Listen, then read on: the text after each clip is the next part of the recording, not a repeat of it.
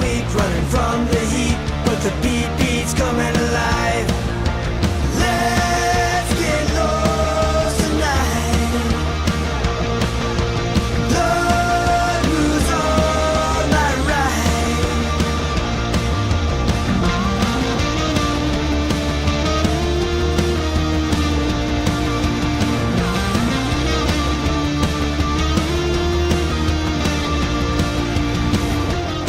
Hello, wackos. Welcome to another episode of Without a Country. I am your host, Corinne Fisher. How's this sounding, Mike? Is this good? We like this? I feel like this mic, I want it to be higher, but I don't think it can go higher. Welcome to the show. It is Wednesday, November 20th, 2024. I'm Corinne Fisher, and the truth is in there. Let's get started. So first, again, I was saying this on the pre-show, and for those of you who don't know, we do a little live pre-show on the Instagram for Without a Country every week, just for like 10 minutes, just as a little preview, a little get together for the wackos. God bless you, Mike. And then for those of you watching, if you guys in the YouTube, before I get into this, if you want to tip Mike personally, just say like to Mike or say something derogatory about me, and then I will then give that money to Mike. Just you can tip on YouTube because he works hard for the show, and obviously the budget of Without a Country is not the same budget as Guys We Fucked. But thanks to all the Patreons, we're getting there. Thank you, Mike. That was great. He's literally crawled on the floor. You can see a little bit of the back. He crawled on the floor to fix my microphone. Okay, so you know what? No matter who you voted for, are you willing to crawl on the ground to fix a microphone for me?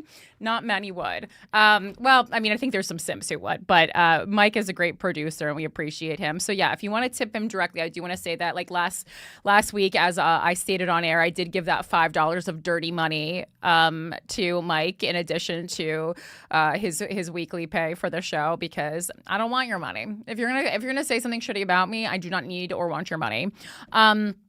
But that's that.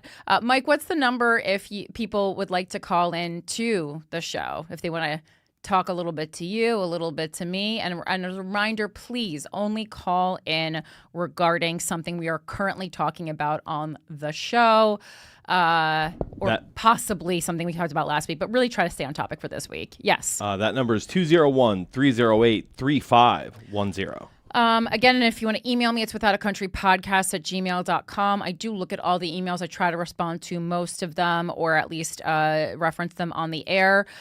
This week, Wacko Willow, I love that name, sent me a really cool website that is going to be super helpful to me and hopefully super helpful to many of you who are out there watching. All right, so I've been talking that I want to get more involved in politics, meaning like I want to actually run for something. If you look at my Instagram, it says Corinne Fisher 2028 running for something, and I stand by that. Obviously it'll take some time. I have some meetings regarding this coming up, but runforsomething.net is what Willow showed me. It's this really cool website, and it says, throw everything you know about politics out the window. You're qualified to run for local office. We're here to help, which is kind of exactly what I've been saying here. I mean, since Donald Trump became president, like, again, I will reiterate every single week that if there's one positive takeaway from Donald Trump being elected president, it's that if you thought you were underqualified to run for really anything, you're not. And they set it up. I just found this out a couple hours ago, but basically, like, if you yourself want to run for an office, they do a Zoom call with you and they kind of tell you how they're able to support you in your local community. Based on the way the website is written, I do think you have to be left leaning. It's like they say, like basically like they're here to back progressive candidates, and that is not to dissuade you from running for office if you're a young female Republican, but this just wouldn't be the site to help you. I highly encourage you, though, if you're a conservative person, especially a young woman, to run for your local office, because maybe you can make the Republican Party more respectable. Like, I think, the Republican Party isn't going away, right? So why not have a young woman who is a little bit more open to working with Democrats be in a position for the Republicans? I think that would be great. So you can run yourself. You can apply for a run for something endorsement. You can recommend a friend to run, which feels like a talk that you'd want to have with them first before just going to a website. And if you're not interested in yourself running for a local office, you can you can be someone who volunteers for Run for Something, which I think is a really awesome way to get involved with politics, but not have to be the face of politics, because this is not for everyone. Similar to being a comedian or being, a TikTok influencer, if you go into politics, you will get a lot of shit thrown at you. You'll probably get death threats. If you're a woman, you're definitely going to get rape threats. So just keep that in mind. Again, not to dissuade you. I just want to be really clear as someone who has been living in the public eye for over a decade now. You have to have extremely thick skin, really know who you are. Otherwise, society is going to decide that for you. Know what you stand for. Know what your boundaries are. And know what your limit is. Know what you're willing to do to stay in office, So yeah, I thought that was really cool. Thank you so much for sending this to me. I am 100% going to show my team this, and then hopefully, have my own meeting. I'm curious what their thoughts on someone who already has a following and already has a career that she's known for. I'm curious to see if that's going to be a positive or a negative for them. I really have no idea. So I'm curious to see. But thank you so much to Willow. And again, that's runforsomething.net. If you yourself are interested in running for local office, that's an amazing resource. And then let's move on to another thing that was sent by a wacko. Yes. I'm just wondering, did you look into who your congressperson is? My congressperson? I mean, what do you mean? So I could contact them? No, I mean, just to see. We have the same congressperson. You and I? No, we don't. Oh, you mean for our district? Yeah. Oh, that's where I thought you meant in New York in general. I was like, it'll be the same people. No, I'm just saying for if you're running out of a district, don't you have to have a residency in that district? Oh, you have to have a residency for sure. So I mean, I can only run for New York State, but I also was hoping that I could skip ahead a couple spots and I wouldn't have to start at the lowest. House of Representatives is the lowest. I don't know. No. It's not the lowest. But no, I was just saying. Again, this is something I literally just started talking about on air. That's why I'm like, I do not have a plan yet. 2028 is 4 years. Well, at this point, I guess 3 years away. But yeah. Or almost 3 years away. I think for who would I be? Maybe I would be, what district am I? I think I'm this district. It looks like a bunch of dudes, which I don't love. Dan Goldman is your congressperson. What did you do? Type in my zip code? I typed in my old address when I lived around the corner from you. But I think I thought we have different zip codes, because I just typed in my zip code and I put in representative. district. All right, we can do this off air. I don't think we need to do this. This is not entertaining for the people listening. But yeah, good. That is a good thought. Let's move on to the duty to warn letter that Wacko Marisa sent over. This is something that I was not able to pull up myself, but is this of interest, Michael? I mean, I can pull it up. Yeah, it seemed like it was of interest, but it just for some reason wouldn't pull up on my computer. So I wanted to look at it here in the studio. Because what are we? It's something regarding the election that we need to be warned about. Okay, sorry. I was checking the doc for it. I forgot you emailed it to me. Oh yeah. Yeah, no, it was something. It's a letter written on the 15th of November to the office of the vice president. Do you want to go through it? Yeah, you read. How about you read it to me? Oh boy. Okay. You don't like that? Oh, sorry. You're the enemy of the state? Yeah, no, dude. My reading comprehension is the enemy of this. No. Well, reading comprehension I can handle. You just have to handle the actual reading. The comprehension I can do if you read it to me. Yeah, I meant reading out loud, but my brain don't work too good. All right, here we go. Well, the White I can't House. see through the camera is the problem. I got it. The White House, Office of the Vice President, 1600 Pennsylvania Avenue, Washington, D.C., 20500. Dear Madam Vice President, this is my second duty to warn letter regarding hacking of the 2024 presidential election. The first letter on November 7th was directed to Commonwealth of Pennsylvania officials. Both warnings are made per DNI Clapper's 2015 directive to all agencies and contractors associated with the intelligence and financial agency technologies to warn of suspicions of hacking. Professionally, I have worked as the CEO or CTO at 7 high technology firms, including 2 which specialized in hacking and counter-hacking operations. My clients have included numerous governments, DoD, DHS, Department of State, F-100 financials, and F-500 industrials. I am a lifelong Republican who has long placed service and participatory democracy over party. In government, I have twice been invited to SOCOM to give lectures on electronic warfare and techniques to find terrorist money laundering, and gave a keynote speech of the National Counter Intel Summit on this same topic. I served as an after-action reviewer of communications and data failures on 9/11 under the direction of Jim Wosley and FDNY Commissioner Scopetta, and later co-wrote multiple hacking risk analysis of smart grid technology for the Obama administration. He's credentialed. You should reverse your concession, call for both a full investigation of criminal activity, and demand hand recounts in all 7 swing states. In my professional view, there are multiple and extremely clear indications the presidential vote was willfully compromised. I wholly agree with the public letter of Duncan Buell et al. Of November 13th stating they believe there is a possibility of hacking and calling for hand recounts. And link to the free speech for people thing where you can find that letter. In summary, this letter clear call to action is commendable, but its cautious tone may belie the severity of what I believe has happened. In my view, it is a near certainty the results have been changed at a scale which reverse the U.S. presidential election. They imply there is a chance of a hand recount will show you won more votes. I am stating a hand recount will most likely show you did win. Both letters call on you to act. In my view, a capable and skilled series of exploits, electronic tools, and hacks were used to change the presidential vote in all 7 swing states. These activities reverse the outcomes in at least Arizona, Michigan, North Carolina, and Wisconsin.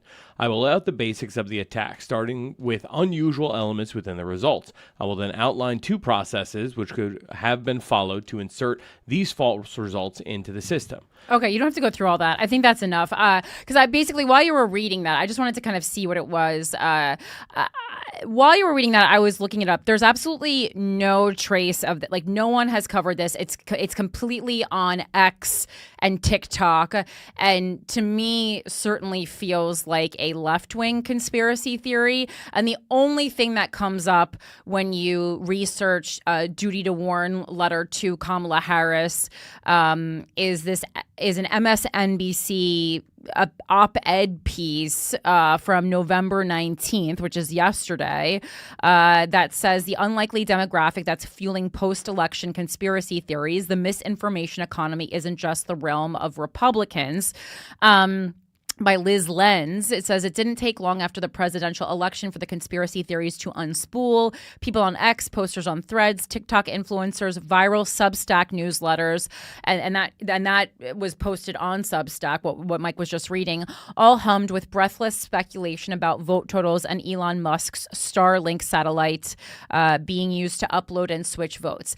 And listen, I know we talked briefly last week about Rachel Maddow pre-election, pointing out that Elon Musk kind of said, we're definitely going to win this election before November 5th multiple times.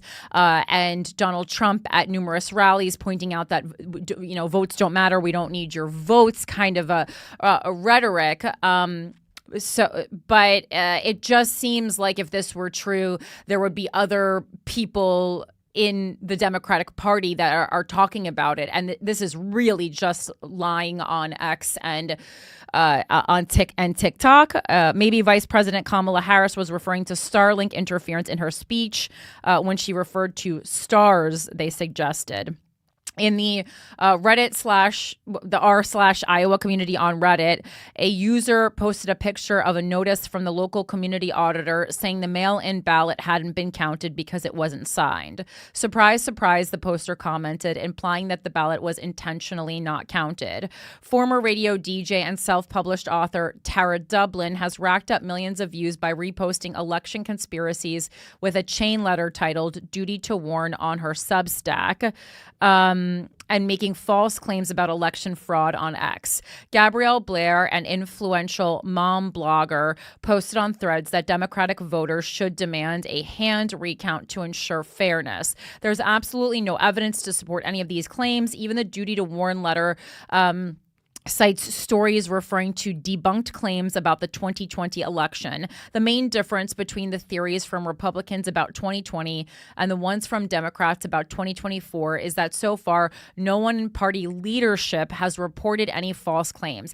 And that's kind of my notion. As he was reading this to me, I go, number one, this feels a lot like I got there's a prince in Africa who you should send money to vibes. And anyone who grew up in the AOL times, any millennials know exactly what I mean. But additionally, it's like we don't want to stoop to the level of January 6th people.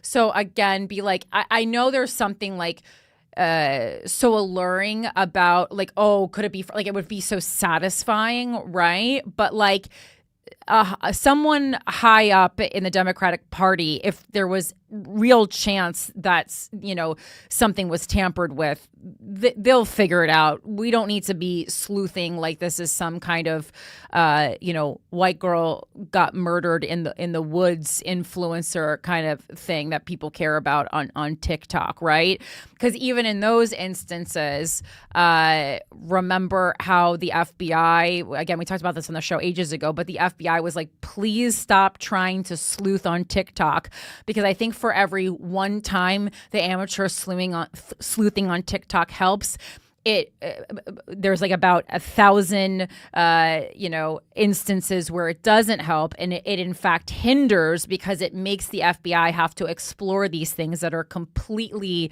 off the correct trail, which then the longer a homicide or a missing person case goes, the less chance it has of being solved.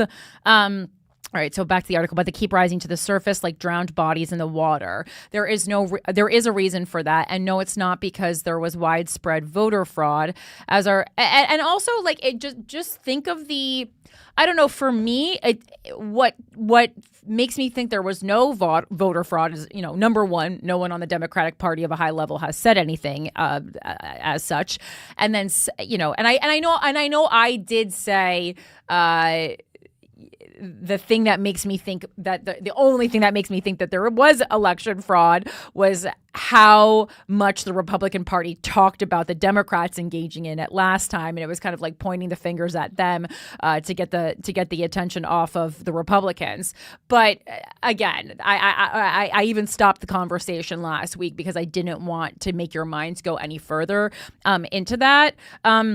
But again, like, to me, the energy online and how many people that I never thought would vote for Trump revealing themselves as having voted for Trump, to me, that says wow, there wasn't, voter fraud. This is just the decision that many individuals made because they really want to stray from traditional politics. And although I don't agree with the choice they made, I see why they want to stray from traditional politics because they don't feel like it's been working, right?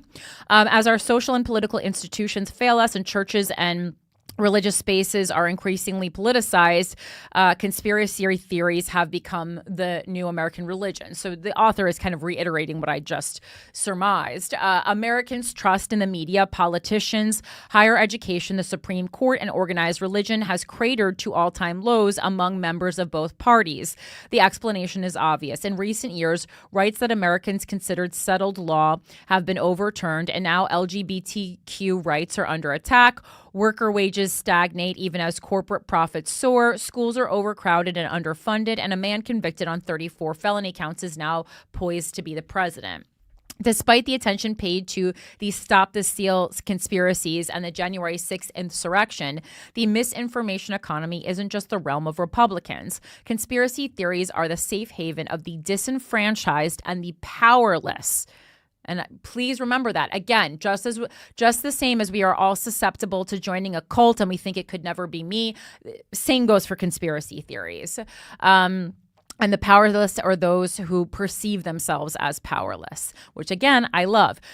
Are you powerless, or are you merely perceiving yourself as being powerless? They provide a comfortable friction that affirms that we want to believe about ourselves and our country rather than the unpopular truth. And right now, many of the conspiracies about the 2024 election are promoted by women who practice alternative medicine and non-religious spirituality. And I hate to say it, but that's going to be a lot of people listening to this show right now. Whether you yourself promote it or not, certainly I know a large percentage of us, I'm going to include myself in the group, practice this. I would argue that that Wicca is not non-religious spirituality. It is a recognized religion, and I don't like the tone with which they're speaking about it. But they're talking about tarot, crystals, et cetera, et cetera. All right. That whether those things have any kind of intersection, I guess, ... Women who work online as mediums and psychics and this was an issue, are predicting that Harris will still win. One woman told me via email that her mother, a former evangelical who has embraced alternative medicine, firmly believes in conspiracies about election fraud. See, and like I did on the election show, you guys know I talked about the tarot cards that I pulled for the election. But when Kamala lost, it didn't make me think that, oh, my tarot was right and the votes were wrong. It made me question tarot. It didn't make me question the results of the election. You see that flip there? And again, I don't want to say that tarot isn't real. That's certainly not what I'm saying. But certainly my first go-to was either I interpreted the tarot wrong, which, just as the news is often interpreted with bias, so is tarot. And that's why when you're reading for something where you are really invested in an outcome, you can really fuck up your own reading. So for anything important regarding my life, I usually do get a second opinion. Now we're going through it down a real rabbit hole, though. But yeah. So Brooke Easton, a Harris voter, told me she sees conspiracies popping up in the astrology community, which is largely dominated by women, queer people, and people of color. People who are vulnerable feel afraid for their rights under a Trump administration. Honestly, people are truly just looking for any thread of hope. And remember, that's when we make bad decisions, when we kind of have nothing left except for hope. That's when we join cults. That's when we get involved in Scientology. Or vote for Barack Obama. Okay. Yes. That this new reality is a nightmare we will wake up from, Easton told me. Conspiracy theories for members of both parties are a religion that spins delusion rather than preaches truth. During the 2016 election, grifters spinning tales about a P-tape and game theory were rewarded with the approval of the attention economy. Social media users smashed share buttons and followed and liked until the line between reality and the truth became completely blurred, creating a media economy in which nothing seemed true and everything seemed possible. There was never a real reckoning for that period of time of unchecked misinformation, unless you want to call this election that moment. Love that line. Now in 2024, some Democrats find it easier to believe that there was a widespread fraud than to believe the truth, which is that this is the America that the plurality of voters wanted. And I think we really need to choke down that fact. This is, we often like to say online, when something goes the way, against progressive values, like this is not who America is. This is who America is. Okay. I'm going to reiterate. This is who America is. America voted for Donald Trump.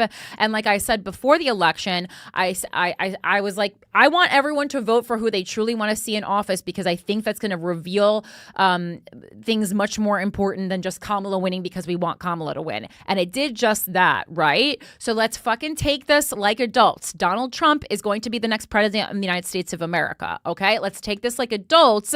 And instead of trying to say, no, he's not, or this was unfair, let's say this is what most Americans wanted, and really look into why this is what most Americans wanted and how we can stop really bad things from happening in this country. That in a time of distrust in public institutions, voters chose the person who vowed to destroy those institutions. Right before the election, a Harris campaign ad telling women that their husbands wouldn't know about their votes went viral, which is not the best way to keep a secret, They should have just put it on tampon boxes or something, a place where men never look. God, I should have been in charge of that campaign. The ad concerned me at the time. Yeah, because the only way to can you imagine if you're already in a controlling a relationship and then your husband fucking sees that, then he's going to be questioning what you're doing even more. You got to put these ads like that in women's bathrooms, on tampon boxes, in nail salons, places where men are not going to go, not going to be interested in, not going to look, inside of their baby's diaper. The ad concerned me at the time. Both women in the ad were white, and it felt like a truth we wanted to believe about white female voters. And again, this is something that I've talked about, I think more on Guys We Fucked, but liberals are very guilty of believing the truth they want to believe rather than the truth that is true. And I talked about that in the Guys We Fucked book regarding mental health stats for sex workers, okay? And I myself have been guilty of that. In that instance, I went to look for the stats that would back up sex workers and it being a safe place for their mental health. And the overwhelming stats and research simply did not back up the truth that I wanted to be true. So I reported the truth that was true, which by definition is the truth. The reality is that white women who voted for Donald Trump are rarely coerced. I will say they were. I like this, that they're rarely coerced, but I will say it's definitely more prominent among women who are married. So they are, even if they're not being coerced by actual force, they are certainly being influenced by being in a long-term relationship with a straight cisgender man. I will say that. A majority, and I would argue that, a majority of white women voted for him because they find more benefit from allyship. There it is, with the patriarchy and the control of others.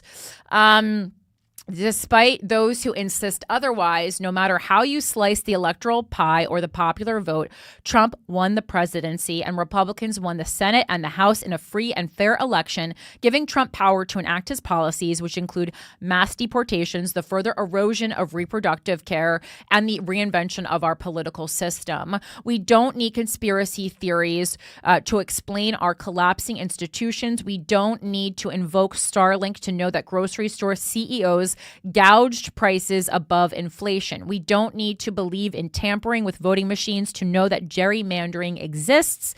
We don't need to believe in coordinated misinformation campaigns to know that private equity gutting America's newsrooms has led to a dearth of good reporting and news. But facing the reality that the election wasn't stolen means examining some things about ourselves, our country, and our neighbors and families that are deeply uncomfortable. For example, how quickly the Democratic Party backtracked on the hashtag Black Lives Matter movement after the protests over the death of George Floyd in 2020. But I mean, also, I think when we found out that Black Lives Matter as an organization was doing preposterous things with the money, right? So, I mean, I still fully stand behind what the hashtag Black Lives Matter means. I think most people do, but BLM as a nonprofit was anything but. How swiftly the party moved to be as strict or stricter on immigration than even the Republicans, how the party refused to push for a ceasefire in Gaza, and the willingness of liberal pundits and politicians to blame pro-trans policies, Black men and Latino men, anyone except the largest group of voters who backed Trump, white men and women. I will say when you actually look at the exit poll numbers, I think that there was even really any article like yes, more Black men voted for Trump this time, but like the numbers were still so minuscule. I would, however, not alleviate the Latino population of their role in this. I would, though, alleviate Black people because the votes for Trump are still just minuscule among Black Americans. Latino and white Americans, however, no. You voted for this guy in large numbers. We can't change our country if we keep following the false prophets of conspiracy, because the ugly truth about this election isn't a conspiracy. It's right there in the open: racism, gendered grievance, all thinly veiled as economic anxiety brought us here, which is so interesting that she includes gendered grievance, because I mean, God, like there is certainly gendered grievance in the Republican Party, but it's so funny because, again, like what are our Republican men constantly complaining about? That liberal women cry women or play the women card when they voted, I think much in part to their gendered grievances, because they can't just do whatever the fuck they want anymore. But you know what? Now they can. So I guess your vote worked. So Marisa, thank you so much for sending that in. I hope that didn't feel like an attack on you or your intelligence. I think it was. I'm so grateful that you sent that in, because again, I think conspiracy theories are bipartisan, and I think liberals need to recognize that. And again, when you sent it to me, the headline, I was like, I couldn't access it from my computer at home, so I didn't see it until just now on air. But the headline was intriguing to me, and I said I definitely want to check this out. And so I'm glad that you sent it. I'm glad that we've gotten to the bottom of this, and I'm glad that it brought us to this article. I think all things are really great contributions to the show. So just a reminder that the truth that we want to be true and the actual truth are often different things, and it sucks and it feels bad, but it is what it is. Now moving on, as today is Transgender Day of Remembrance, which, as a reminder, is a day set aside to memorialize people who are killed for being trans. That's what it is. A hate crime fucking Remembrance Day. I want to get into our enemy of the state this week. And our enemy of the state this week is Representative Nancy Mace, who has just been fucking bullying Sarah McBride before Sarah McBride even gets to, certainly before she even gets to barely enjoy her win or do anything positive. And I just think it's so shitty that this is how we treat the first openly transgender woman elected to the U.S. House of Representatives.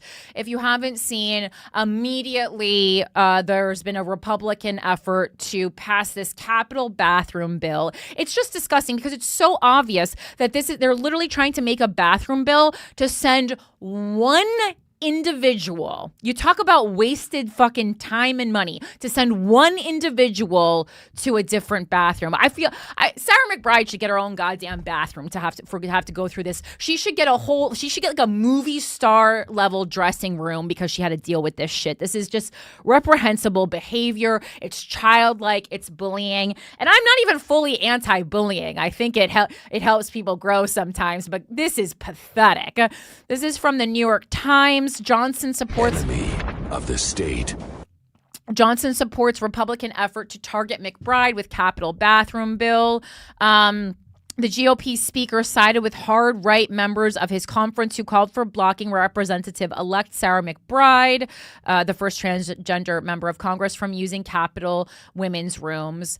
But I specifically called out Representative Nancy Mace because I feel like she's really been going hard, and it's just really shitty. Speaker Mike Johnson on Wednesday said single-sex facilities in the Capitol and House office buildings would be available only to those of that biological sex, backing a move from a far-right member to target the first openly transgender person elected to Congress. The new restrictions, which apply to restrooms, changing rooms, and locker rooms, were first proposed by Representative Nancy Mace of South Carolina, but quickly gained the support of other Republican women.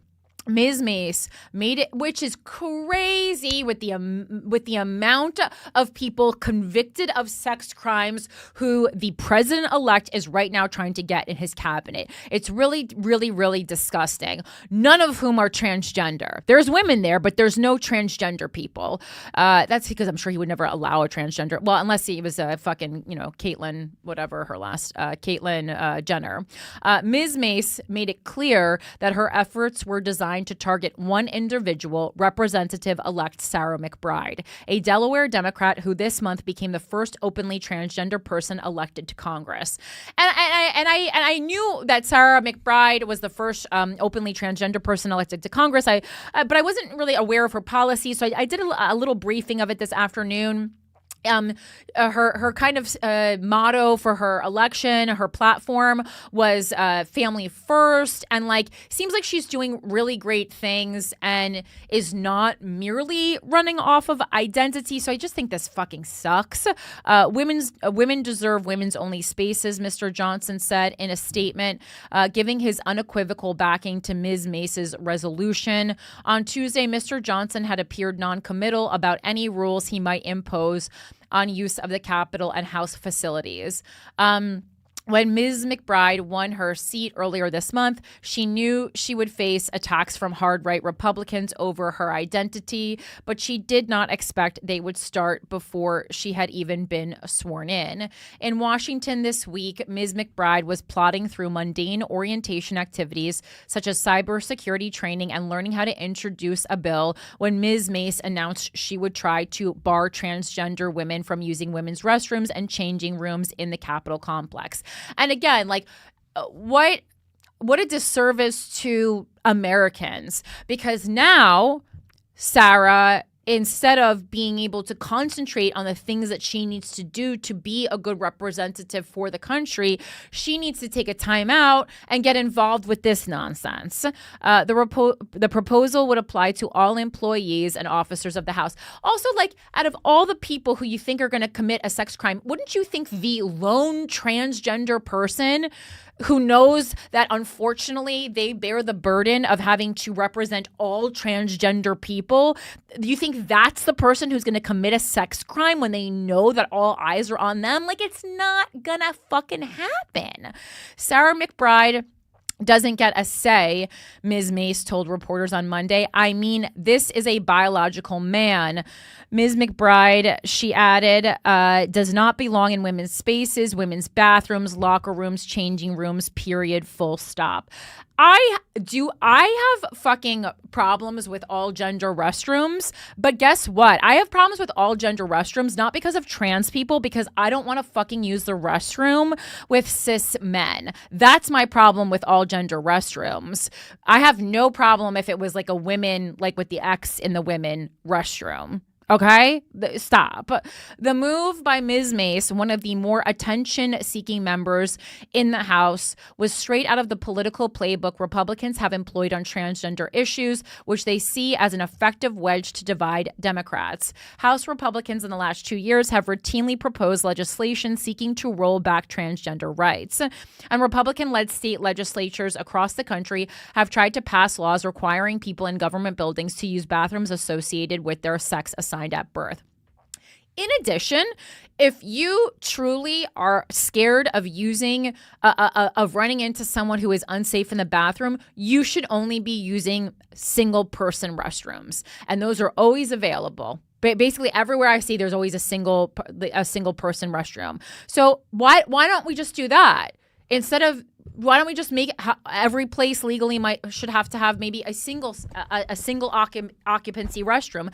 Therefore, if you are scared, that's all you got to do, right? Because again, as we talked about on our live election show, just because the sign says women, that doesn't stop just a fucking guy from going in there. Nothing stop. There's not a security guard.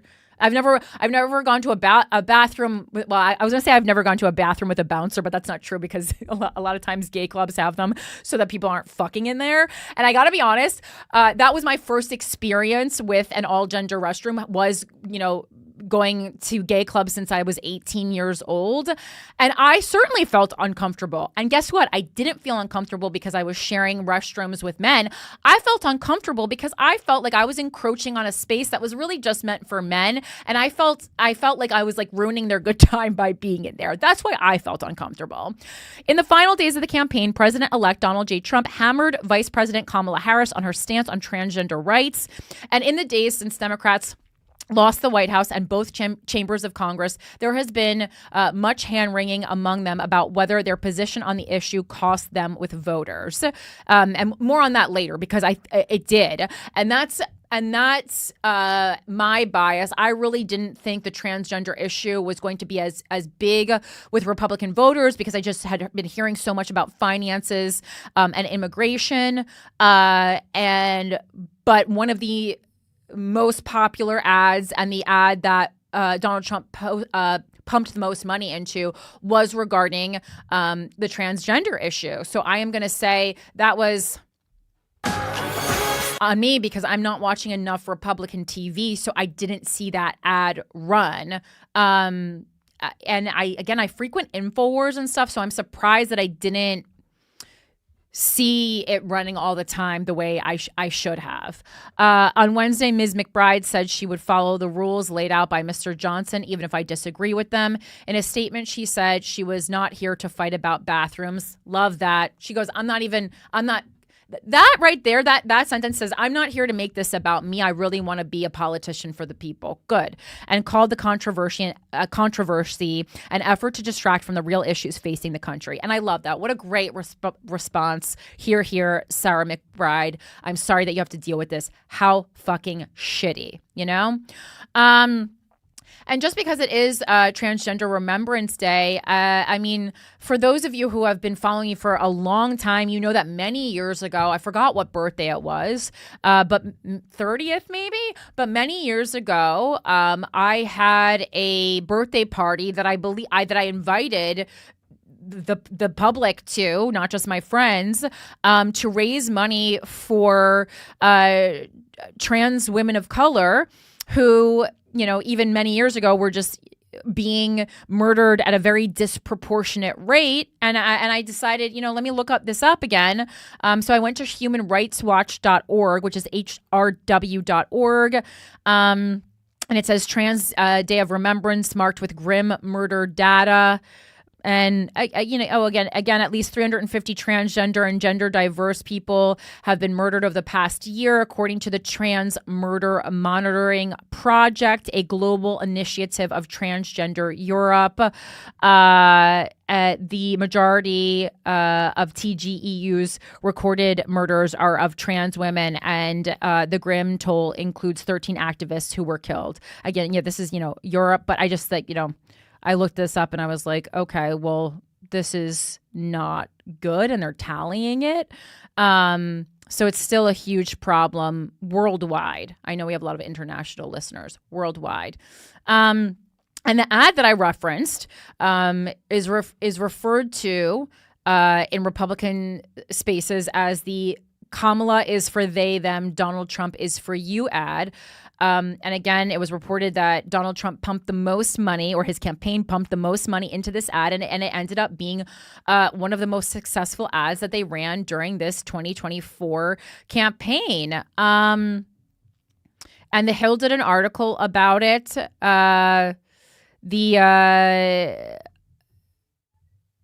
attack ad against Harris, which aired more than 15,000 times, successfully turned transgender surgeries for prisoners. And that was a specific talking point that Kamala was on record, that was like a little video clip that I'm sure you've seen, into a bigger issue for voters than inflation or immigration, which I had said were the two things that I certainly heard most about. But that little clip, I think especially because it, intertwined trans issues, prisoners, which, a lot of conservatives just wish prisoners, kind of convicted of anything would just be sent to the chair, because they think that if you read Republicans' thoughts on prison, a lot of times Republicans' view on prison is that criminals are being sent to some kind of a 5-star all-inclusive resort.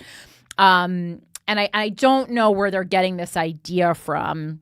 But that's their view on prison. So they think it's a waste of money. I'm not sure if they're aware of how much, private corporations are making off of people being imprisoned rather than just going to the chair, or lethal injection or whatever the hell is going on in your state. But yeah, after the success of Trump's advertising, there is no longer any argument about the Republicans' political wisdom in highlighting transgender rights to label Democrats as weak on traditional family values. What is puzzling about the success of the strategy is that there are few transgender people, which I talk about all the time. But again, that's just the Hill, again, right-leaning, backing up, the thought that this transgender issue, in quotes, is really an issue for many voters on the right, or who ultimately voted for Donald Trump. All right, let's take a break to say hello to all of our Patreons. Again, another great week. So many new subscribers this week. Every week I open up the email. I go, oh my God, so many new subscribers. So welcome, welcome, welcome if you are a new Patreon subscriber. Thank you so much. Shout out to Dictator Hannah Pendergrass. We love you. My capitalist pigs, new and old. Ryan Beckland, Aaron Fahaz, Joy Turner, Dylan, Joe P, Nicole Perks, Elle Watson, Holly Clark, Joshua Callahan, Stephanie Anderson, Brandy Otter, Brandon Oglesby, Lauren Manu, Carrie, Caroline Bonner, Erica Backus, Lisa Ashbacher, Barbara Mondragon, Delaney Muncie, Randy Peterson, Tegan, McKenna Hansen, Leah M. Ellers, Laura Lynn Pearson, Christopher Fanguy, Sarah, Norris Mark, Hale Stiers, EMCP333, Camilla Driggs, Jenny Lynn, Carolyn, Katie Robbins, Hannah Ronaldo, Jennifer Daly, Catherine Best, Tim Ackerman, Boo Batsy, Laken Keen, Lil Floha, Jesse Paygrain, Audra Williams, Crystal Schmidt, Shelby Snyder, Michael Fow, Amber Christensen, Talene Georgian, Lila Lee Soley, Jasmine Grant, Bridget, Luke, Marisa James, Truggle, Brittany Gustus, and Alex Hart, Sierra Mataro, who's also a great photographer. You should check out his work. He's photographed me and Christina a lot of times. Really talented photographer.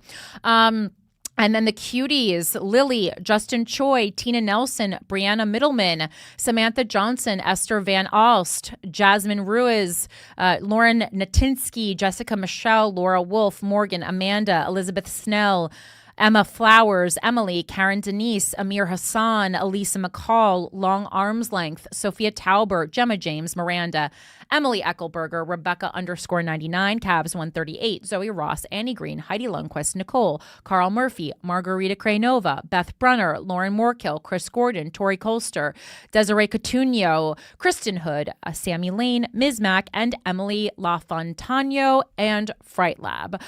Thank you so much for your support. Again, if you want to become a Patreon, subscriptions are as low as $6 a month. You get an extra video news story that's exclusive to you every single week that I record after this episode and upload to the Patreon website on Thursday.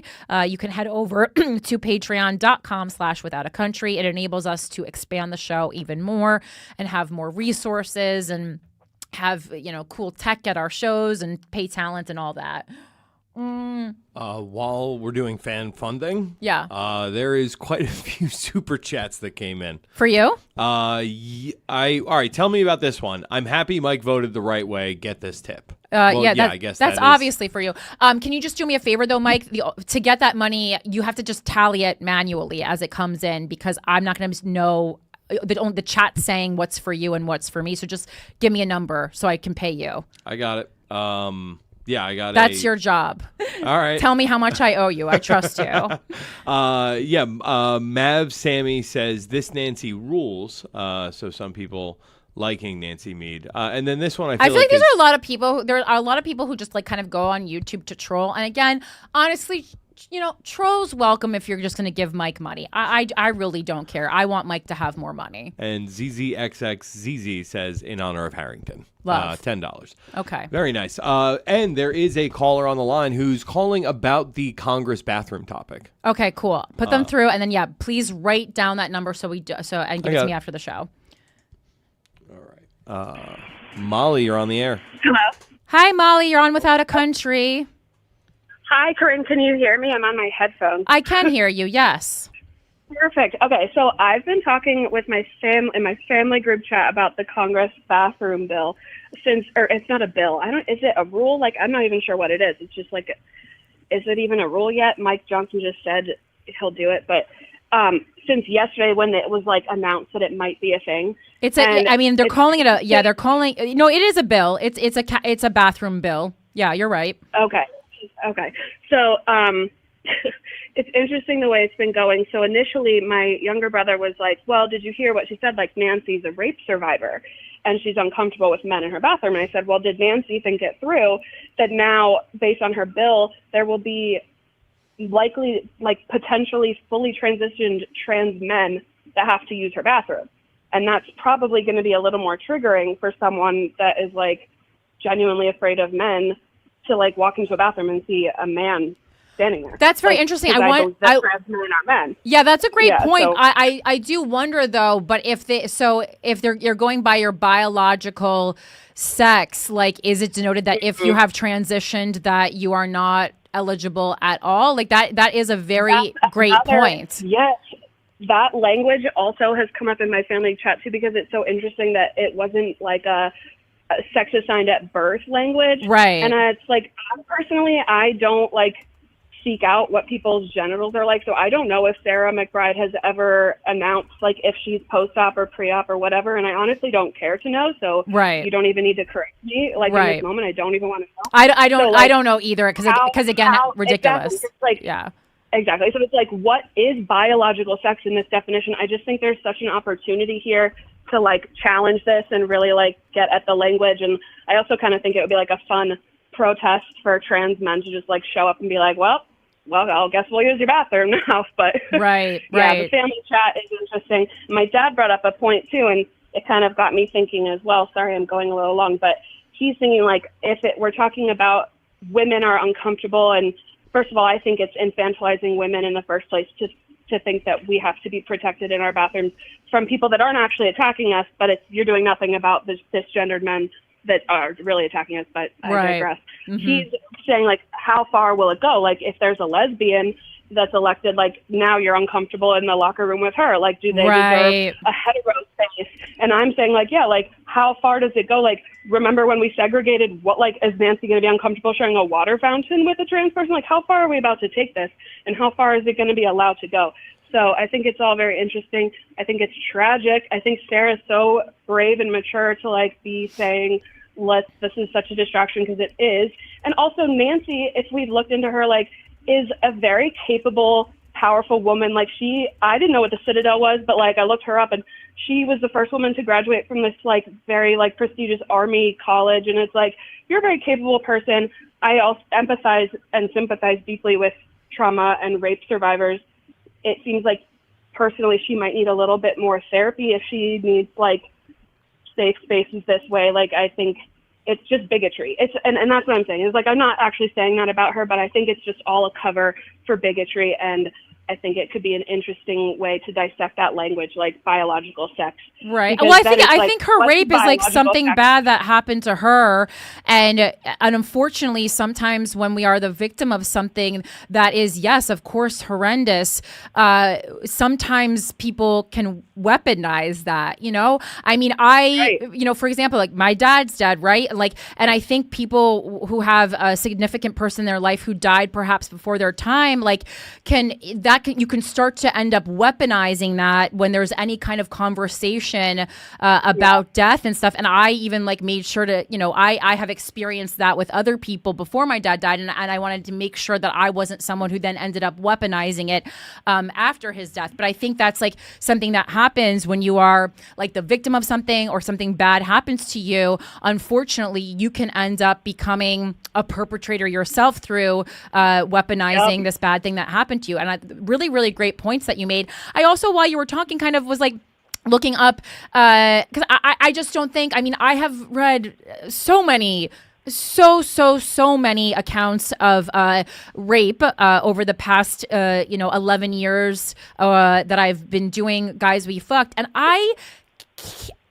remember maybe like one weird instance of assault in a restroom, and then certainly several instances of cis men always placing cameras in bathrooms. But I haven't heard a story of like I don't believe like an actual rape in a bathroom. So I was just kind of looking up stats like that, and it's like so hard to find. Yeah. I googled do trans women assault cis women, and it doesn't, like, there's no answers. Right. And also I would argue that like if Representative Nancy Mace is concerned about rape, I mean, she should really be concerned for Sarah McBride, because since she transitioned, her likelihood of getting raped skyrocketed. Not her likelihood of being a rapist did not skyrocket. Her likelihood of being a rapist was much higher when she was presenting, male. Yeah. What are we talking about here? Yeah, exactly. I agree. Really, I love that language. The language. The semantics that you brought up, though. I think that's a really great point. I'm going to look into see if I can find language of this bill, which I was kind of looking for while you were talking. I couldn't find it, but I think that's a really, really excellent point. Kind of beat people at their own game, beat them at the same use of semantics that they use when they're trying to, have blades of grass a certain height outside abortion clinics. Yeah, it's very interesting, and Molly, turn your computer down. It's okay. I think she's done anyway. We can hear your computer, but really excited. My husband's really excited that I'm talking to you, so I unmuted my TV so he could hear me.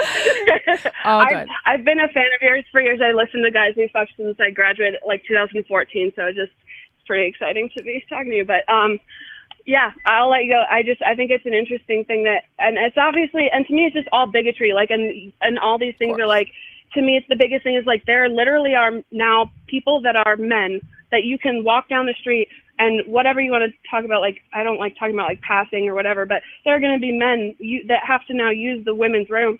And it's like, are they going to stand by this rule if a trans man gets elected? No, they're not. They're going to think of some other thing because they're scared of them too, and blah, blah, blah, blah, blah. And so it's just, it won't end unless we put an end to it. And like I said, like, how far is it going to be taken where women have to be protected? Let's just segregate the whole Congress then, and because men are scary, and they are, and it's scary to be around them.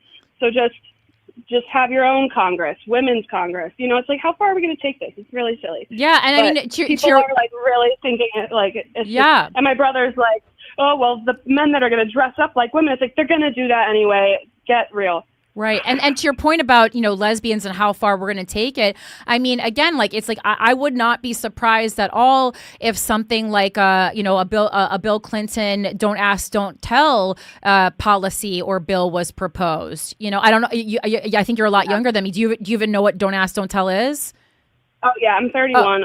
Okay, so okay. Not a lot, but I am younger. But yeah, I know what it is. Yep, I remember when it was repealed. And one of the first election I voted for gay marriage in Maryland and all this stuff. So I've been like along the ride of like giving people their rights.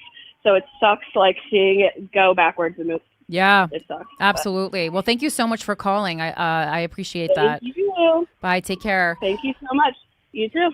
Yeah, really interesting points there. And again, yeah, listen, I can't make you not scared. First of all, I think a lot of Republicans need to start watching the X-Men series because if you're scared of a certain group of people for being different from you, the X-Men will tell you all you need to know. It's my favorite Marvel comic, has been since I was a little girl, and I dressed up as Storm in the 4th grade.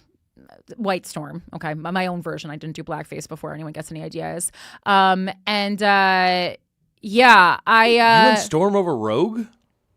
Storm always spoke to my heart. Wow. I love Rogue, but to me, it's just Storm. So powerful. There's something ethereal about her, like the witch in me. She's the witchiest, I think, of them. Yeah, but I mean, Rogue literally has Death's Kiss. That's the most Corinne superpower I've ever heard of. Yeah, not when I'm in 4th grade, Michael. Maybe now. No, I've always loved Storm. All right, let's get into GUUURL now. I have seen, because of the cabinet picks, Truth Social has been coming up a lot more, and obviously because Donald Trump is president-elect. And I hadn't been on Truth Social in a while. I think we actually have a Without a Country account, but I forgot what the login was. So I just went. You can browse the same way you can browse on X or whatever without actually logging in. I just can't interact. So I decided to see what President-elect Trump was up to on Truth Social. And the last thing, as of a couple hours ago, that he had socialed. I don't know what the tweets are called on there, so I'm going to call it. I haven't said the last thing he socialed was about Republicans needing to kill a bill that would protect freedom of the press. Which, before we even get into the article, side note, as a reminder, freedom of press is a part of the Constitution that MAGA loves to reference so much when it comes to, protecting gun ownership. But I guess we're going to cherry pick the Constitution now. As a reminder, the First Amendment states Congress shall make no law respecting an establishment of religion or prohibiting the free exercise thereof or abridging the freedom of speech or of the press or the right of the people peaceably to assembly and to petition the government for a redress of grievances. Okay, so just a reminder, that's their Constitution that they fucking love. They love to say Constitution. They love it, right? But yet here we are introducing a bill that will go against aforementioned Constitution. And Rolling Stone has been doing some really nice work. Why did it let me in this article before and not now? I'm gonna have to pull it up.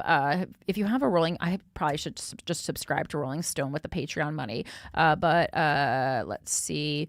Freedom of Press Bill, Trump stop. I'm gonna have to pull up another article because Mike walked out of the room. So Donald Trump gives Republicans an order over press freedom bill. This is from Newsweek. President-elect Donald Trump on Wednesday today issued a directive to congressional Republicans telling them to tank a bipartisan bill that would protect journalists from being spied on by the government. Republicans must kill this bill, Trump wrote on Truth Social today. Accompanying his post was a recent segment from PBS News about the bill's purpose and where it currently stands in Congress. The Protect Reporters from Exploitive State Spying, for short PRESS Act, passed the House of Representatives with bipartisan support earlier this year.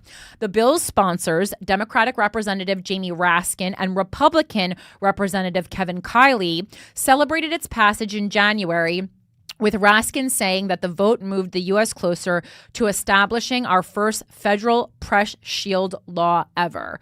This awesome bipartisan vote at a time of party polarization underscores the binding power and universal appeal of freedom of the press as a leading constitutional principle. That was Raskin's quote. And Kiley echoed his colleague from across the aisle saying that presidential administrations from both parties have unjustly targeted journalists and used compulsory process to obtain information from them about their sources. Most states have protected journalists from such interference, and it is past time for the Congress to do so as well. If it were signed into law, the Press Act would protect journalists from being surveilled by federal law enforcement, and it would also restrict the government's ability to compel journalists to reveal their sources. Jody Ginsburg, the CEO of the Committee to Protect Journalists, which obviously is important because if journalists, if the government can arm a journalist into revealing their sources, people won't be sources anymore. Okay? Jody Ginsburg, the CEO of the Committee to Protect Journalists, stressed the importance of passing the bill in an interview with PBS News. It's really important that we have that federal shield to protect journalists at the federal level. We know that Trump is interested in going after whistleblowers, people who leak, and I mean, he's fucking, who is he? What's the airplane company that kills everyone? Boeing. Yeah, he's human Boeing at this point. People who leak, and it's absolutely essential that they are protected and the journalists' sources are protected and journalists are allowed to do their jobs, she said. And again, this is great. This should be really agreeable for anyone who is truly bipartisan. You know, all the people who think the Clintons are constantly having people killed, you should want this passed too, right? It's only if you're doing bad shit that you wouldn't want this passed. Trump has reportedly advocated for those who leaked information about his administration to be executed. He's also said that if he was reelected, he would push for reporters to be jailed and revoke the broadcast licenses of news organizations whose coverage he disapproved of. Although the Press Act passed with broad bipartisan support in the House of Representatives, it's currently pending in the Senate Judiciary Committee. A number of press freedom advocates and media rights organizations sent letters to the House and Senate in October urging Congress to pass the Press Act before Congress adjourns for the year. The Press Act is a reasonable, common-sense measure to preserve the free flow of information to the public, as evidenced by its broad bipartisan support and the fact that 49 states and the District of Columbia have similar protections. The Reporters Committee for Freedom of the Press said in its letters, all reflect the reality that the press cannot fulfill its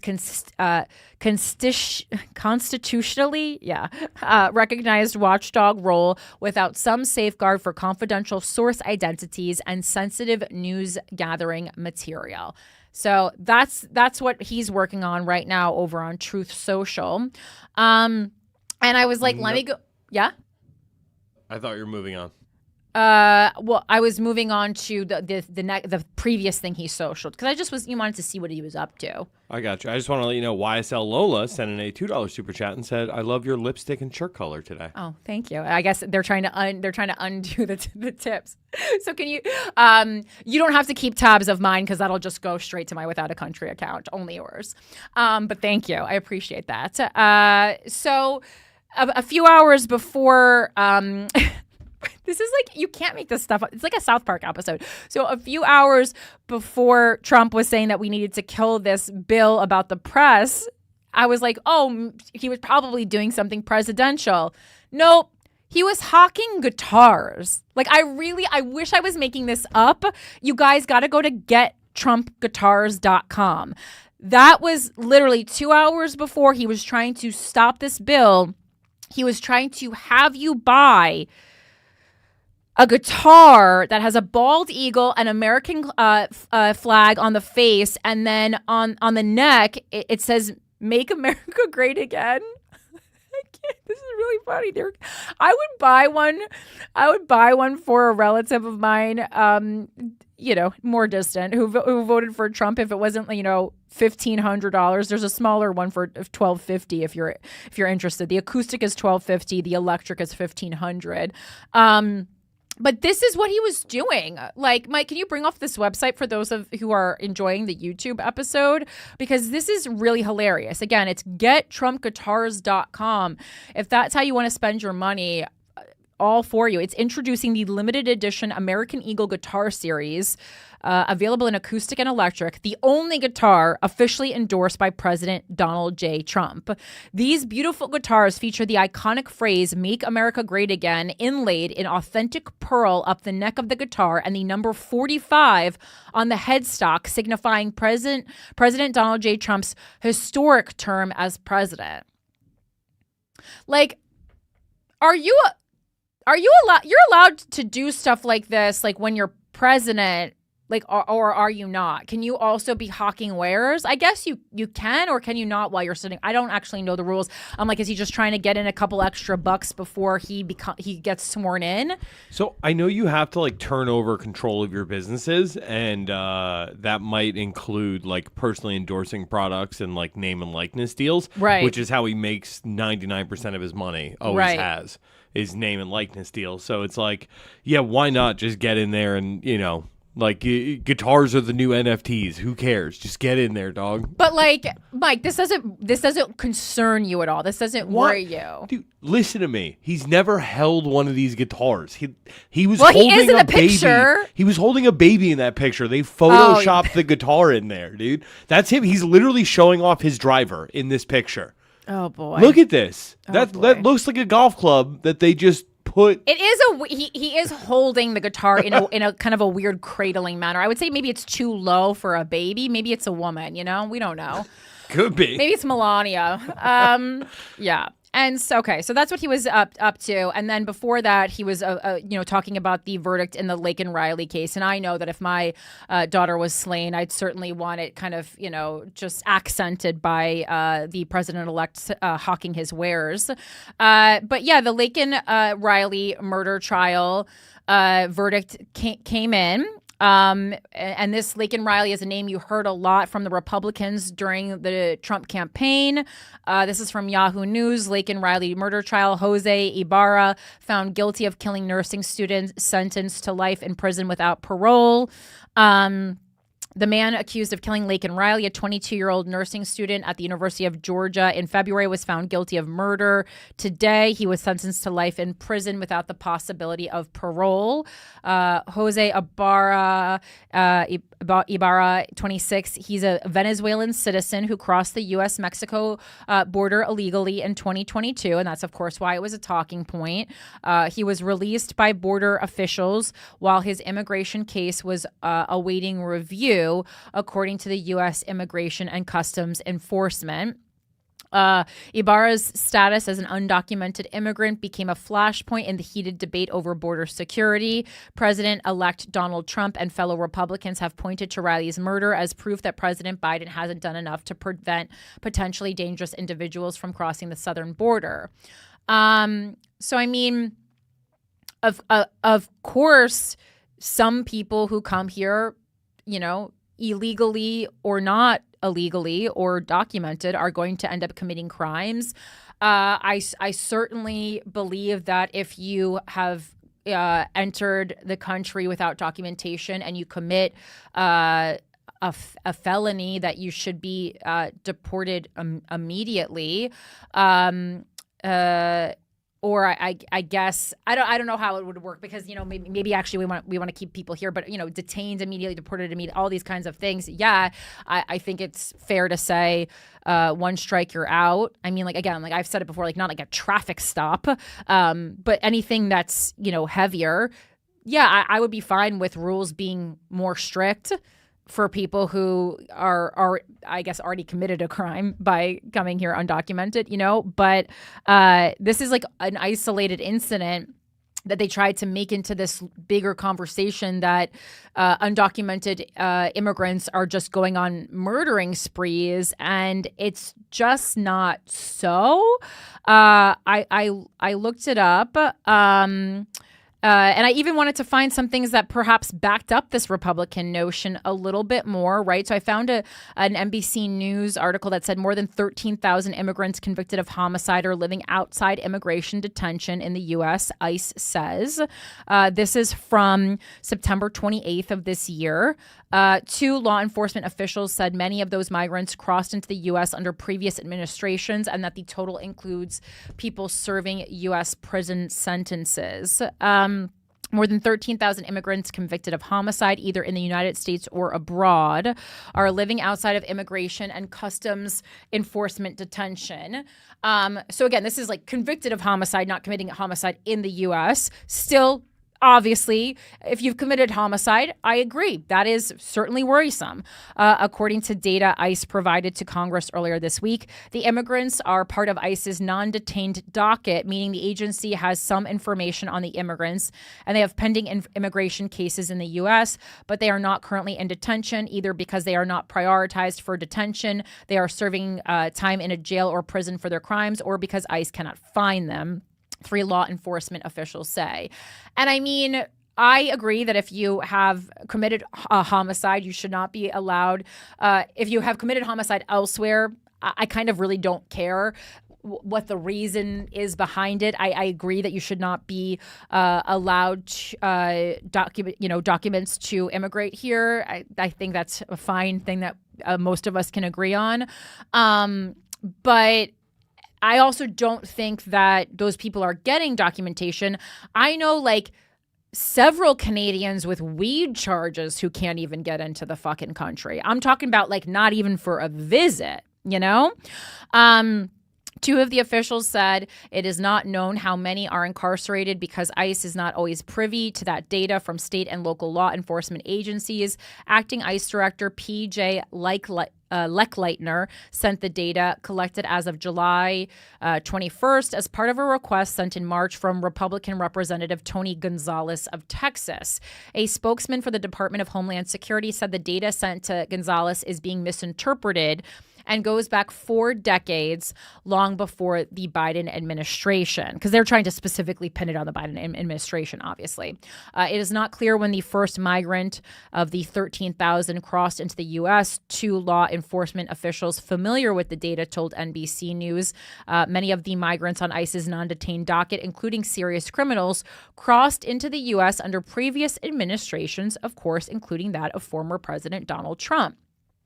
A high number of non-detained immigrants with criminal convictions is not new, though it has grown in recent years. A 2016 DHS Inspector General's report found that there were 368,000 criminal immigrants who were not detained by ICE. According to ICE's fiscal year 2023 budget justification, there were 405,786 convicted criminal immigrants on the non-detained docket as of June 5th, 2021, just under 5 months after Trump left office, indicating many crossed during the Trump administration, which is not saying like, ha ha, Trump, you did it. Like, it's just, I think it's really just shedding light on how difficult it is to control the border and how that's been an ongoing issue in America, right? Instead of this, like, it's your fault. No, it's your fault.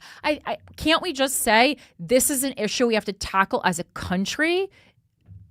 Period. Hard stop. As of July of this year, according to the data provided by ICE to Representative Gonzalez, over 435,719 convicted criminal immigrants were on ICE's non-detained docket. A DHS spokesman told NBC News in a statement, the data in this letter is being misinterpreted. The data goes back decades. It includes people who entered the country over the past 40 years or more, the vast majority of whose custody determination was made long before this administration. It also includes many who are under the jurisdiction or locally or currently incarcerated by federal, state, or local law enforcement partners. During a campaign stop in Michigan on Friday, Trump used the data to criticize Vice President Kamala Harris for current immigration policies. That's neither here nor there now. The White House had yet at this point to comment on the data. The 13,099 immigrants convicted of homicide living in the U.S. may have never had contact with ICE, the two law enforcement officials said. Some may have crossed the border and then been released because Border Patrol lacks information on their criminal history. In many cases, the U.S. is not notified of someone's criminal conviction until after they cross into the country. In other cases, migrants convicted of crimes may be released by state and local officials after they serve their time without ICE being notified, as is policy in many sanctuary cities. ICE then has to locate the person after release in order to detain and deport them, which, I mean, you could also make an argument here that this is the problem with with there being so much things that are handled only by states and then so many things that are handled at a federal level. It's like there's not enough communication here. It's like, are all the states different countries or are we one country? I often ask myself that question. The two law enforcement officials said ICE prioritizes migrants who have been convicted of serious crimes like homicide for arrest. Makes sense. But the agency's limited resources limit how many they can locate and arrest. There are currently more than 7.5 million immigrants on ICE's non-detained docket, meaning they have pending immigration cases but are not currently in detention. Lek Leitner told NBC News, more local jurisdictions are cooperating and starting to rethink their sanctuary policies in light of increased attention on crimes committed by migrants. NBC News joined ICE agents in Maryland earlier this year when they arrested a man convicted of murder in Colombia and a man convicted of attempted murder in El Salvador. Agents explained that locating convicted criminals living at large takes an enormous amount of manpower. Also, manpower equals what do we always say on the show? Money from locating them to arrest. It's a lot of money.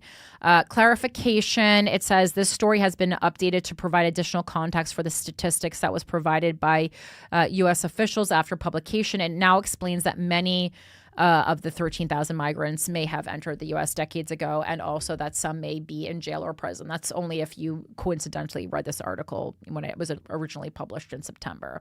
And then, just because immigration is going to be such a huge part of Donald Trump's second term as president, we think, I also wanted to go into this thing that I saw in an Instagram reel on like a history buff. It's a young black man, and I didn't write it down, but I saw this reel floating around on my timeline about this disappearance of many people in 1954.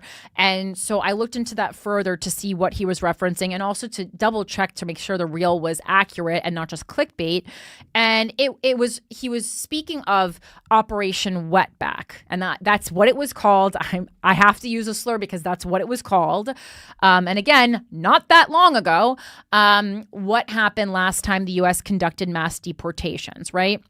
So Newsweek did an article on Operation Wetback on November 13th, and you can also look this up on Wikipedia, etc.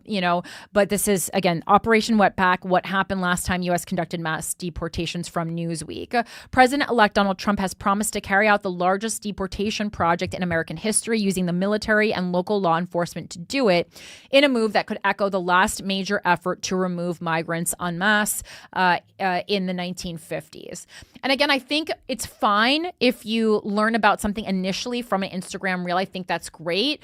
But I just urge you to not just take the reel at face value. Obviously, reels are 90 seconds. It's going to be a very truncated version of history. But what I love about Instagram is that the algorithm does get to know me. So it gets to know the kind of things I'm interested in. And it often presents me with things I wasn't aware of or didn't remember, didn't recall, And so I'm so glad that it brought Operation Wetback to my attention so then I could then do my own research further and not just rely on the 90-second reel, which didn't give me enough information to begin with. Dubbed Operation Wetback, hundreds of thousands of mostly Mexican undocumented immigrants were forcibly removed or self-deported during President Dwight D. Eisenhower's term. The program's name was derogatory even at the time, referring to migrants who crossed illegally into the United States by crossing rivers along the southwest border. Historians say racial profiling and large-scale roundups were common, and some U.S. citizens were caught up in the sweeps. Because, of course, mistakes are going to be made. Of course, mistakes are going to be made. And this is, I feel like, so dangerous to people of color in America, specifically brown people. It's often referenced at this moment when aggressive immigration law enforcement solved the immigration problem or crisis. The problem is that understanding is not correct. Professor Kelly Little Hernandez, who teaches immigration and mass incarceration at UCLA, told Newsweek.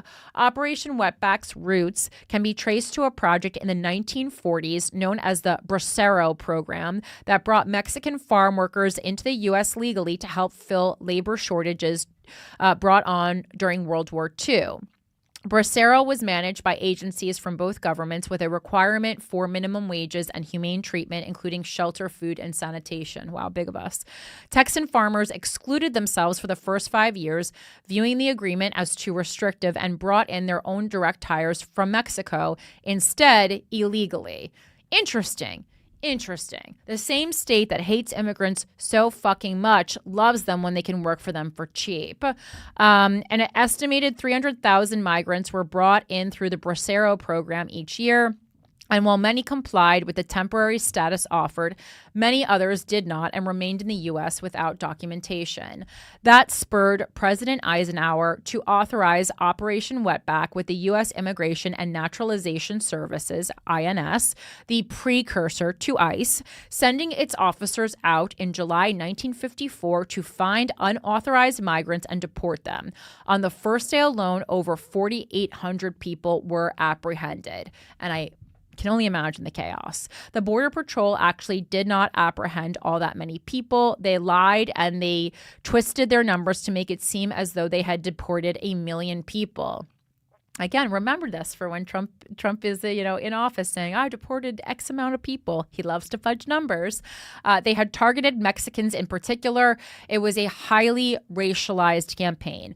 And now just sit and think about any other time in history when a certain group of people has been targeted by what they look like post 9/11. Arab people, Holocaust, Jewish. I mean, come on, guys. When has this ever fucking worked?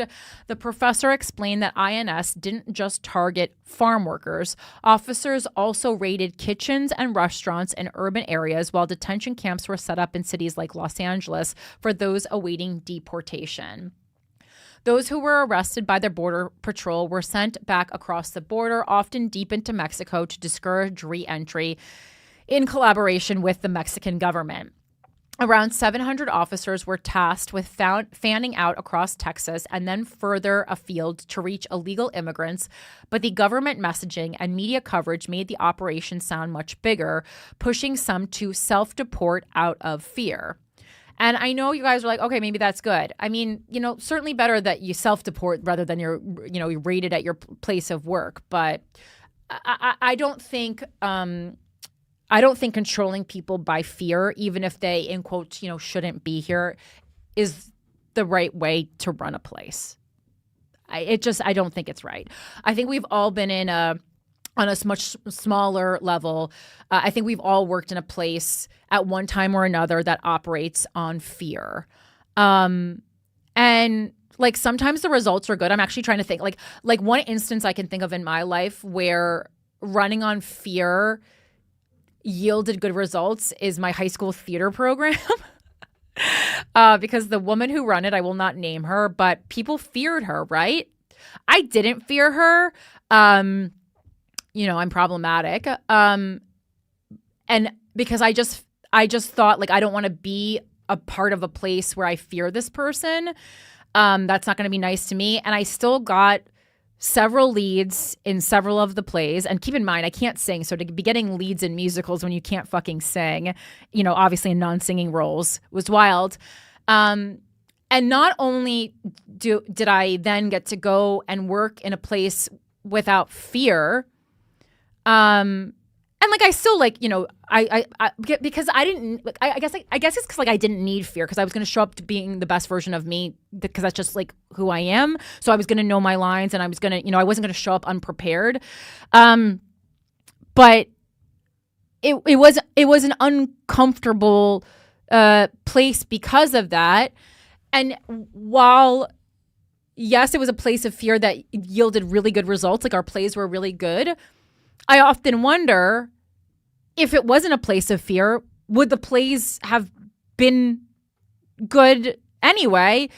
Because perhaps this person who was running this program, largely based in fear, was actually just like a good director. And I think you can be a fear monger, and you can be a fear monger, and you can be a good director. And maybe like she doubted her own directing. I don't know. We don't need to get into the mental health of the woman I did high school plays with. But my point here is to say that it's never pleasant or okay to work in a place that is ruled by fear. And yeah, I did just go on a little bit of a tangent, but that's the fun of the show. You get a little slice of my life. So let's see. Hernandez explained, the numbers put out by INS, which showed a spike in arrests and then a drop-off, did not herald the success many claimed the operation to be. Hernandez explained that at the end of summer 1954, immigration forces were simply demobilized. They just stopped arresting people. They couldn't apprehend as many people when they didn't have the trucks and the planes and the boats they were using to deport people, she said, adding that how the operation played out should serve as a warning to the Trump administration as it gains out its own mass deportation strategy. We're being sold and one of Trump's favorite things, if you've been following him closely, is he loves to look back at old policies. And I'm talking about, you know, from 50, 70, 100 years, even and further long ago, and bring those up and say, hey, why don't we bring that old idea back, right? That's what he's been doing that a lot. We're being sold a story that mass arrests are what's going to resolve our immigration issues, when in fact, it's comprehensive immigration reforms, which is not as fun because it would take a bipartisan agreement and it would take time. And he doesn't want, that's not who he is. He's not going to put work into, he just wants, we're doing this immediately, you know? Hernandez noted how the U.S. has changed how it polices its border since Eisenhower's term, both externally through newer technology and diplomatically with agreements with other countries. Under the next Trump administration, Hernandez expects to see echoes of Operation Wetback play out in a modern context. I would expect to see roadblocks and a stop and frisk operation around immigration control, especially in the 100-mile zone near the southern border, she said. I expect racial profiling to be rampant. Back in 1954, it targeted Mexican immigrants. At this point, I think it's pretty clear that Black and Muslim migrants, in addition to Latinx migrants, will be targeted. Mexico has been getting tougher on tackling immigration, both when it comes to those wanting to stay in the country and who are passing through to get to the U.S. The Biden administration has also struck agreements with Panama to manage the flow of people through the Darien Gap. This article goes on a little bit more, but I think that's basically what we needed to get out of it, and we have so much to cover today. This next article, it's from the newrepublic.com. I'm not going to read the whole thing. Well, actually, it's pretty short. I can read the whole thing. It's just about how there already seems to be trouble in paradise with the relationship between Elon Musk and Donald Trump. You don't say. Two billionaires not getting along? Elon Musk is already driving everyone insane. Less than 2 weeks after Trump's victory, the tech baron is clashing with multiple members of his team. Elon Musk is starting to clash with Donald Trump's team on some of the president-elect's key issues, especially tariffs. The Washington Post reports that Musk is trying to persuade Trump regarding cabinet picks and economic policy, drawing the ire of the president-elect's other advisors. And just think, think how angry people got when they thought Hillary was making decisions for Bill. So now, basically, Elon Musk might as well be the first lady at this point, because if you read what Melania is doing, she wants to be a PT first lady. She's on record. She doesn't want to fucking be there. On Saturday, Musk praised Argentine President Javier Milei in a post on X for cutting tariffs in his country. The central pillar of Trump's economic program is raising tariffs. In another post later on Saturday, Musk endorsed Howard Lutnick, co-chair of Trump's transition team and CEO of financial services firm Cantor Fitzgerald, for the post of Treasury Secretary over hedge fund manager Scott Bessent, who is in the running for the position. Both posts from Musk aren't going over well with the rest of Trump's team. People are not happy. One person in contact with campaign officials told the Post anonymously. Musk's posts seemed to reflect that the tech CEO and world's richest man was acting like a co-president and beginning to overstep his role, the person added. Musk's and again, of course, if you didn't see this coming, you weren't looking at exactly what people were telling you. As soon as Elon Musk was investing the kind of money into Trump winning that he was, you knew he was going to be getting a lot out of this win. And again, how can that not sound alarms? Musk's praise of Lutnick, for example, came before any public statements from the campaign or any announcements from Trump. Musk also called on his followers to weigh in with their opinion on the cabinet position, which might send a message that he thinks Trump needs some convincing or pressure. There is also friction between Musk and Trump advisor Boris Epshteyn, with Axios reporting that the tech mogul thinks Epshteyn, who has pushed for appointments such as Matt Gaetz as Attorney General, has too much influence over Trump's choices. Musk has questioned the qualifications of Epstein's preferred candidates, irking the longtime Trump advisor. All right. So he's just going on again. And was on a phone call with Zelensky. Like, what is going on here? But I just thought that was very interesting. And again, like, that would be interesting to watch, like, if this imploded, you know? All right, real quick. Just so you know, Hank Hill sent in 1999 for propane. Okay, for what the propane is for? What are we lighting on from fire? From Hank Hill. Right, I don't watch that show. I know it's King of the Hill, but I don't. Oh, he sells propane and propane accessories. Oh, okay. That's his whole thing. Okay, but then who is that money for? Me or you? Oh, it's for you. Oh, okay. Well, thank you. Appreciate it. I'll use it to buy propane for we can grill out in the summer, Mike. So I wanted to do one quick could be worse, I guess, just as a palate cleanse before we go into the rest of the demise of America. This is out of North Korea. I just thought this was interesting because it was a tactic that I wasn't really familiar with using wide. It was something that I had only heard of using for like a prisoner of war, not for an entire community. But this is from MSN.com. Wolves howling, sleep deprivation, sounds of artillery fire, ghostly screams, how North Korea is tormenting South Korea.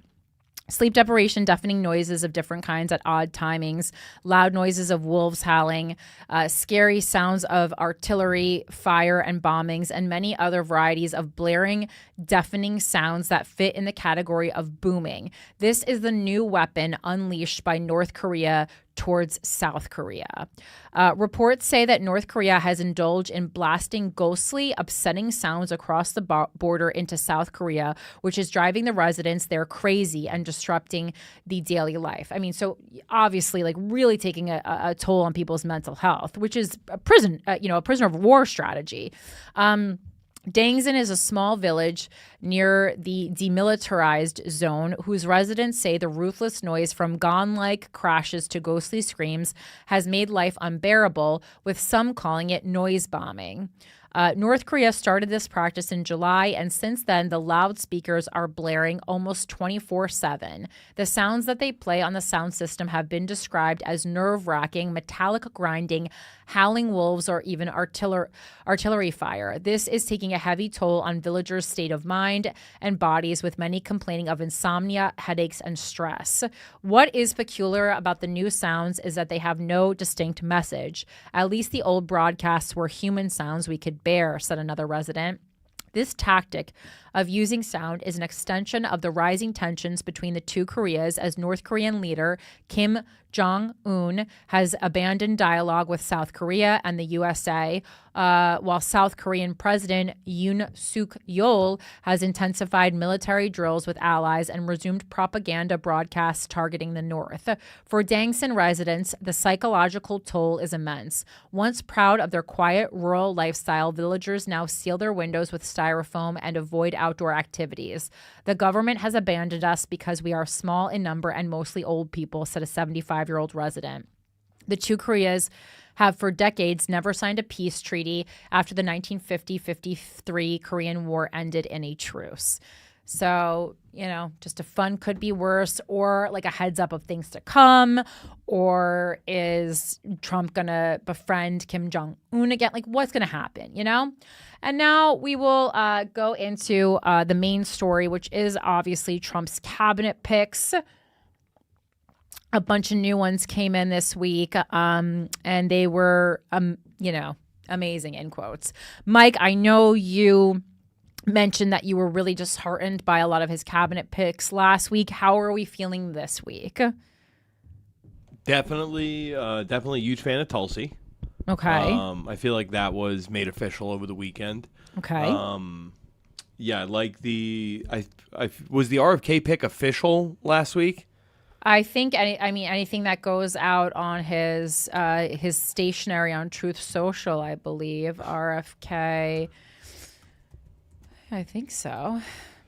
I mean, look. Yeah, I think it's official. Yeah. So the idea that he's like talking about getting rid of the Department of Education and moving it back to, states levels, making local governments responsible for their schooling versus federal mandates and testing, I think actually does make sense. And putting someone like Linda McMahon in charge of that is like, I don't know, you're doing a favor to...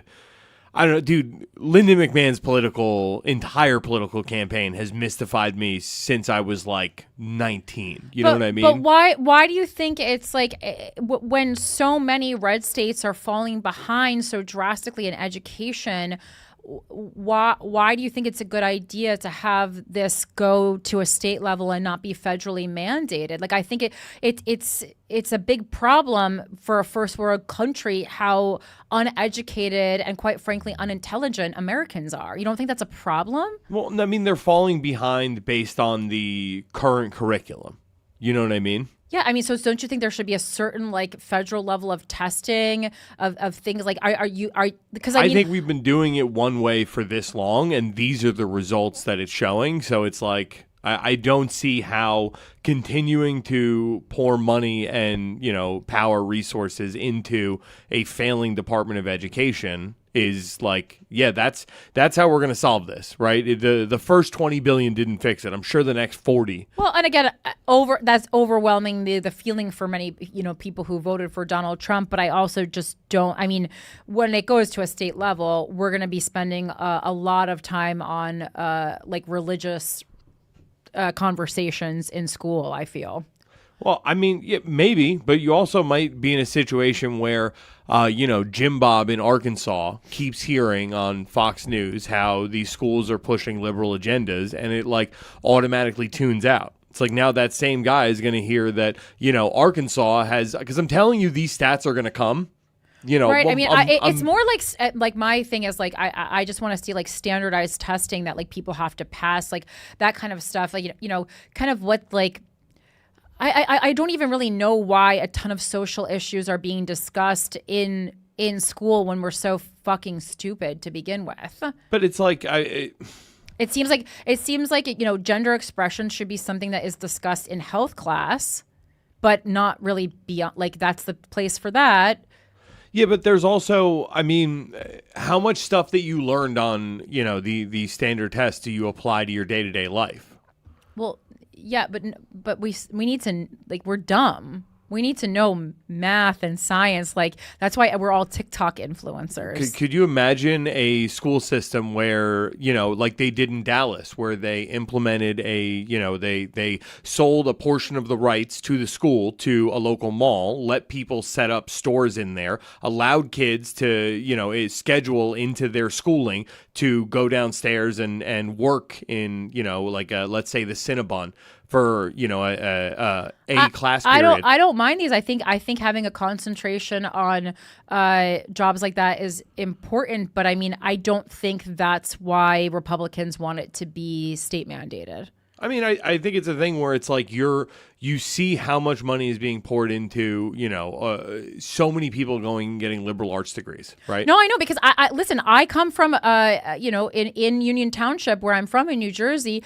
We had an alternative high school called Lincoln Tech, where if you were just like, I'm wasting time learning math and science and all these things, you could go and you could study, you could get a degree and and become a mechanic or something like that. And I thought that was great.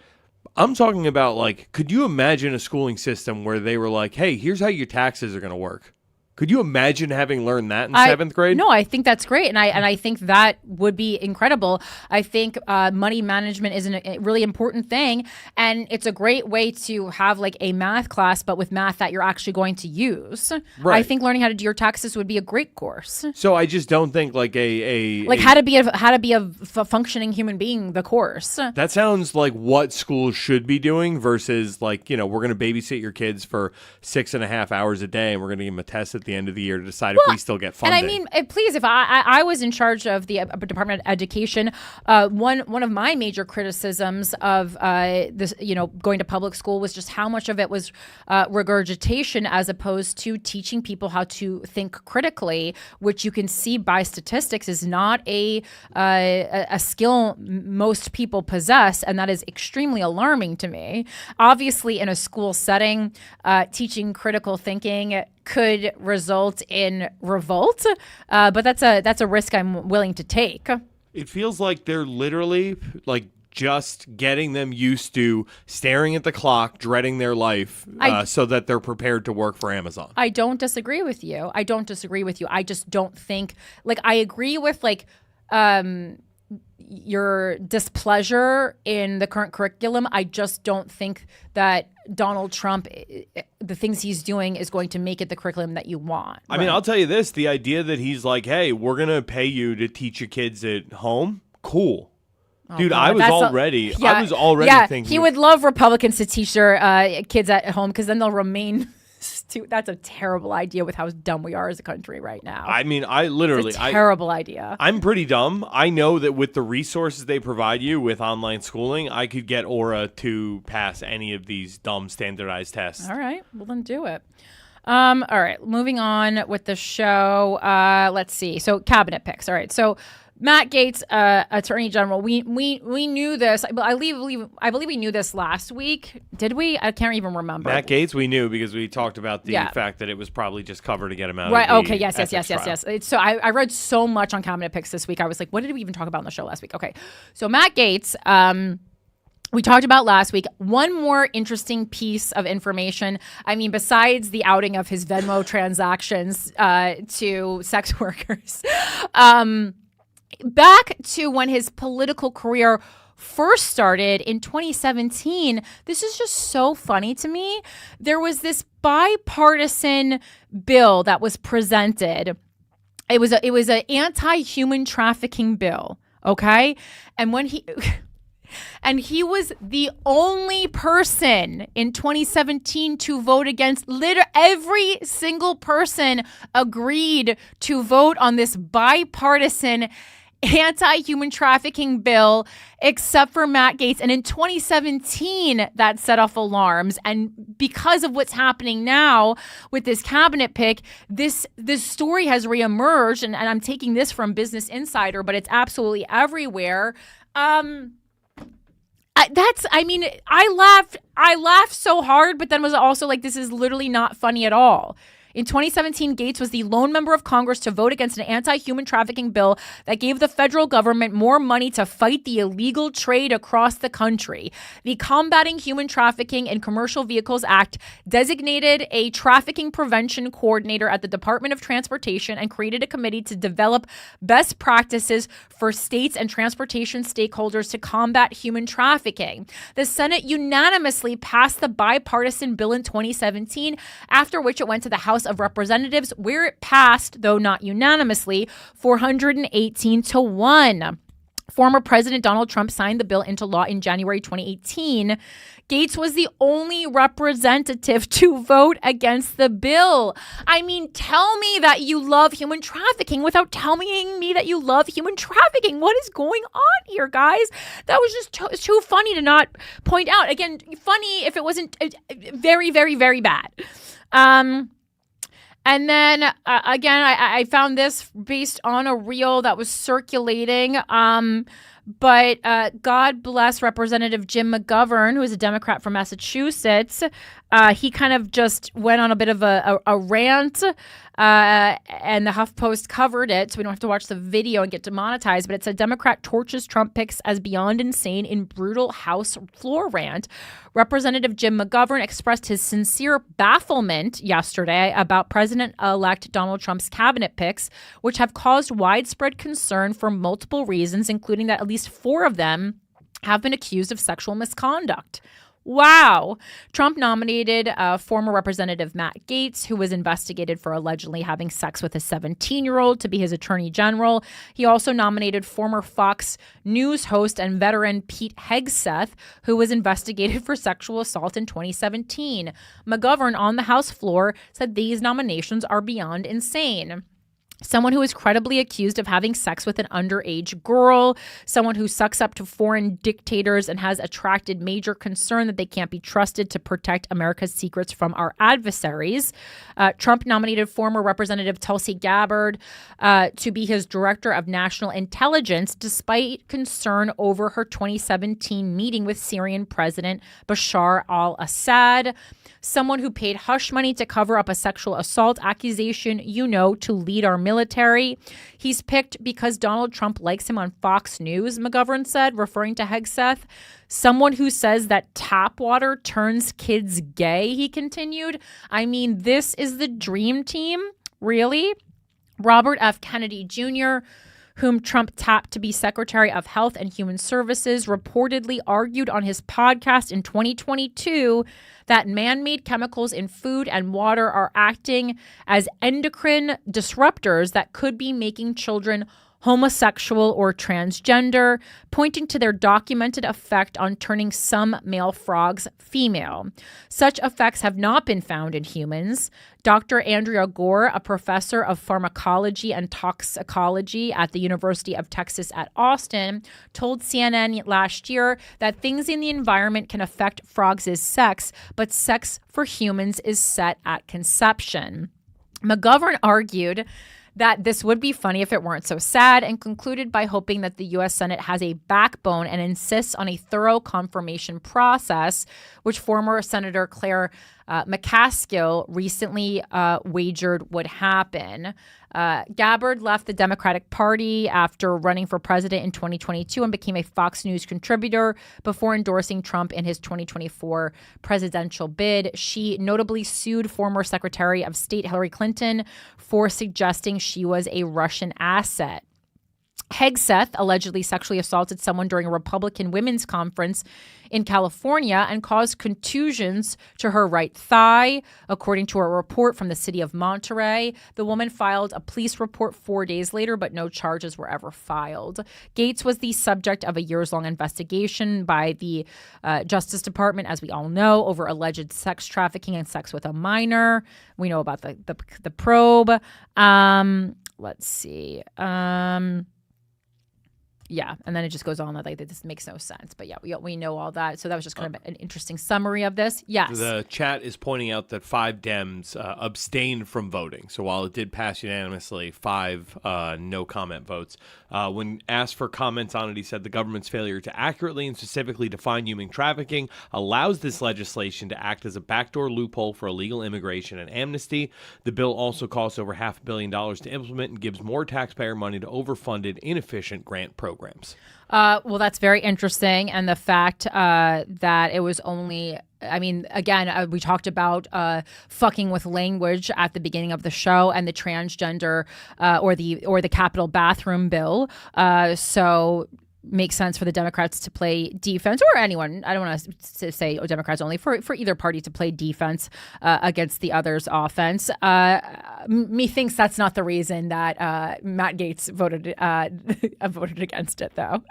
Then we have coming in hot, Dr. Oz. And again, some of these were so outrageous that I actually had to make sure that I wasn't like mistakenly like reading an article from The Onion. The world is getting very confusing again. Dr. Oz, for the administrator for the Centers for Medicare and Medicaid Services, which is a key federal agency that oversees health insurance coverage for more than 150 Americans. And this is, interesting. There's been, obviously, I'm sure you've heard criticism of Dr. Oz, because he's been trying to get involved been involved in politics for a long time now. This is not his first dance with politics, but there is specifically, I find this interesting, specifically a Wikipedia page dedicated to medical claims made on the Dr. Oz show because he makes so many cockamamie claims. And you can go through it. He's endorsed a lot of vaccine rhetoric that's not true. In 2010, he endorsed spacing out childhood vaccines, a common anti-vaccine trope based on the false premise that the immune systems of children are incapable of responding to multiple vaccines at once. And said that his children had not been vaccinated against H1N1. He also expressed suggestion. Yes? As a parent who's recently had to go through this, I can tell you my doctor recommended spacing them out significantly. I mean, doctors can vote for Donald Trump and believe Dr. Oz too. Did you not remember my story from finding like a gynecologist and then realizing that she was working for a Catholic board to stop people from getting abortions? All right, fair enough. I didn't want to bring this up, but since you brought it up with the kid, I mean, I think there are certain vaccines that do need to be taken on different days. I know that from taking my dog to the vet for vaccines. But I think that first of all, isn't Dr. Oz, is he still even a real doctor? Or is he a Dr. Oz, real doctor? I mean, he couldn't beat John Fetterman. No, I understand. Who was so he is, he's a real, that's right. He's a cardiothoracic surgeon from Columbia University. Okay. He also told in 2011, he drew criticism for an episode on the alleged dangers of arsenic in apple juice. He apparently hired an independent toxicology laboratory and found arsenic levels in some samples to be on the limit that was approved by the FDA. That one didn't even fucking bother me that much. The one that really bothered me was this one about basically conversion therapy, okay? So on an episode in November 2012, Dr. Oz discussed conversion therapy under a different term, reparative therapy, and forms of therapy that are designed to turn a gay person straight. This therapy has been rejected by the mainstream mental health professions. The broadcast featured Julie Hamilton, a representative of the National Association for Research and Therapy of Homosexuality, NARTH, now known as the Alliance for Therapeutic Choice and Scientific Integrity, which offers conversion therapy, and also had guests who condemned it. 3 of the groups who were consulted for the show, GLAAD, Gleason, and PFLAG, issued a joint press release repudiating the episode just after it aired. The press release calling North a splinter group of anti-gay therapists and activists criticized the episode for starting with 2 segments of the show featuring proponents of conversion therapy without challenge, then introducing the North representative as an expert and providing no opinion by Dr. Oz on the subject, which the press release authors characterized as causing the audience to be misled to believe that there are actual reports on both sides of this issue. The press release also stated that Gleason would not have participated in the Dr. Oz show had we known that North would be represented. I think just like even introducing conversion therapy in modern times as something that is real is pretty fucking wild. Oz responded in a blog post mentioning the opposition of respected medical organizations to the practice of conversion therapy and saying that if we want to reach everyone who might benefit from understanding the risks of this therapy, you have to present multiple perspectives. He also said that he agreed with the established medical consensus that he had not found enough published data supporting positive results with gay reparative therapy and that he was concerned about potentially dangerous effects when the therapy fails. Oz also pointed out that the guests who appeared on my show on either side of this debate agreed that entering into any therapy with guilt and self-hate is a major error. But a lot of times it's like people are kind of like coerced into therapy like that. You know, sure, there are some, people most times who are religious who want to like rid themselves of gay. And that's the kind of group that he's talking about, that he doesn't want people who self-hate to do that. But and listen, I'm very into bringing on people with different thoughts, but I just think that like if we're even kind of talking in modern times about like conversion therapy being like a real thing that we even need to discuss, I feel like that's pretty fucking weird. I actually just looked up gay reparative therapy near me to see if it's even a thing that I could like access should I want to. There's a Reddit thread for, our / Christianity of someone trying to find conversion therapy. And that's really sad and makes me super sad for that person. I hope they're okay. And this is a quote from a CNN article about the choice of Dr. Oz. Dr. Oz's past policy positions suggest he'd be strongly in favor of the Project 2025 plan to make Medicare Advantage, privatized Medicare, the default for all Medicare enrollees. Andrea Dukas, Vice President of Health Policy at the Center for American Progress, said in a statement, such a policy would be a multi-billion-dollar giveaway to corporations, and we should look out for those because I think they're going to be happening, that limits older Americans' healthcare choices while putting Medicare's future at risk. Medicare Advantage is in need of major reform, not unchecked expansion. And then Linda McMahon, as we talked about, up for Secretary of Education. We kind of knew this was going to be happening, and everyone's making jokes about, that a former person who was involved in the WWE would do that. I don't have a problem that Linda McMahon, co-ran the WWE. I actually think co-running something as big and successful as the WWE is quite frankly more qualifications than some of these other people have. That being said, the problem with Linda McMahon is, much like several of these other people's, she is currently involved in being investigated for pretty severe sex crimes.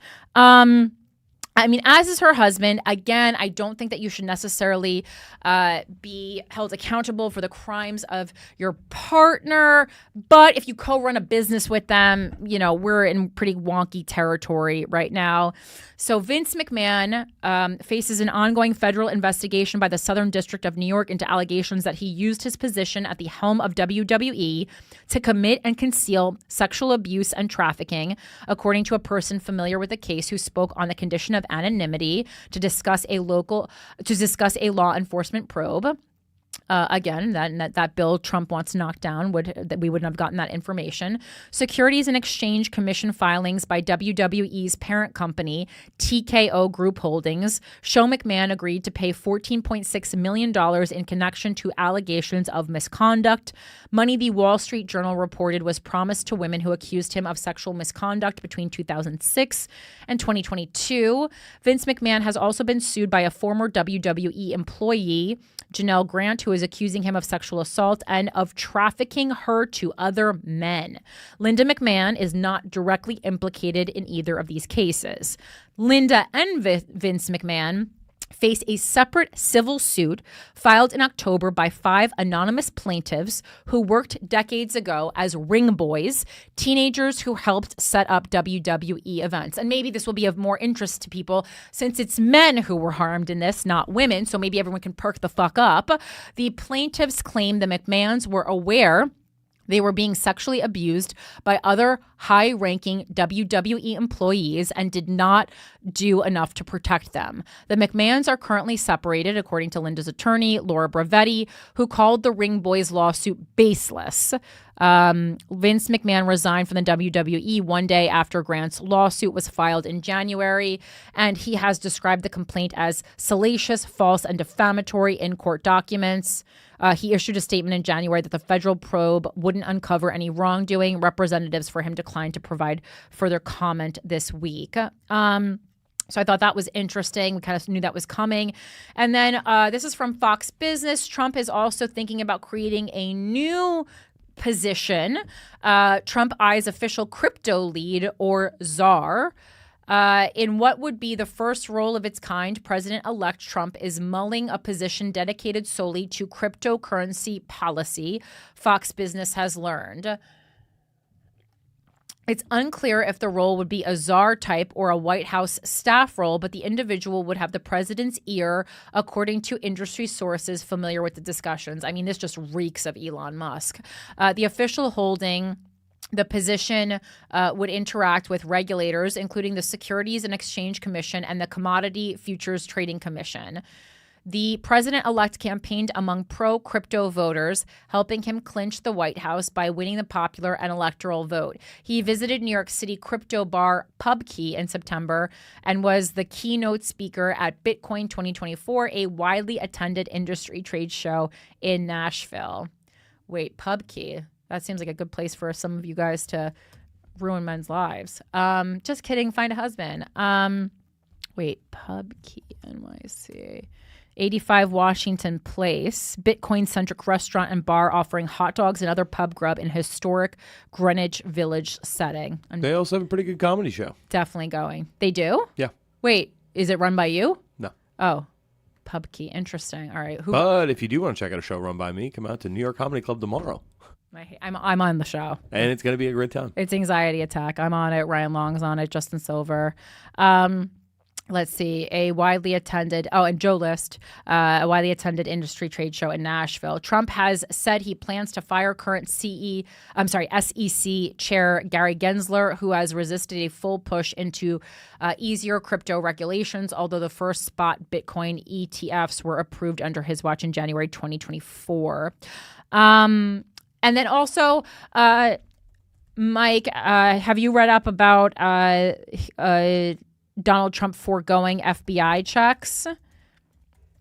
No, what's this? You didn't hear about this? No, did not. Oh, okay. Well, I mean, Trump's team skips the FBI background checks for some cabinet picks. Like, you're supposed to, it's a part of what's supposed to happen when you elect people to cabinet positions is they're supposed to get a check by the FBI. And Donald Trump's transition team is bypassing traditional FBI background checks for at least some of his cabinet picks while using private companies to conduct vetting of potential candidates for administration jobs, people close to the transition planning say.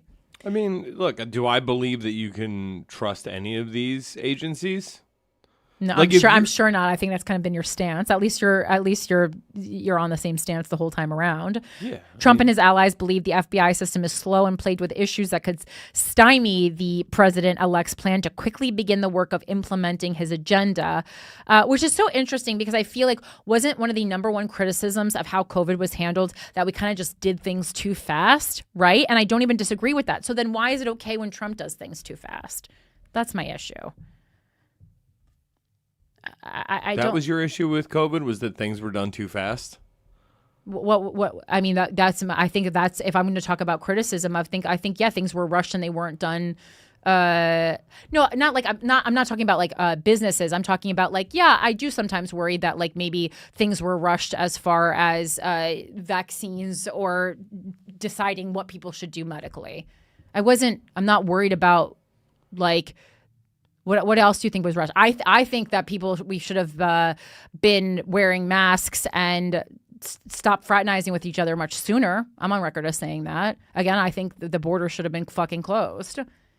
Yeah, I don't know. I mean, faster. The idea that churches were closed but liquor stores were open never sat right with me. Yeah, that's crazy. I think it's crazy. I think it's crazy that Lady Gaga and Ariana Grande were getting clearance to do performances of "Rain on Me" and people couldn't go to work. Yeah, I also think that's crazy.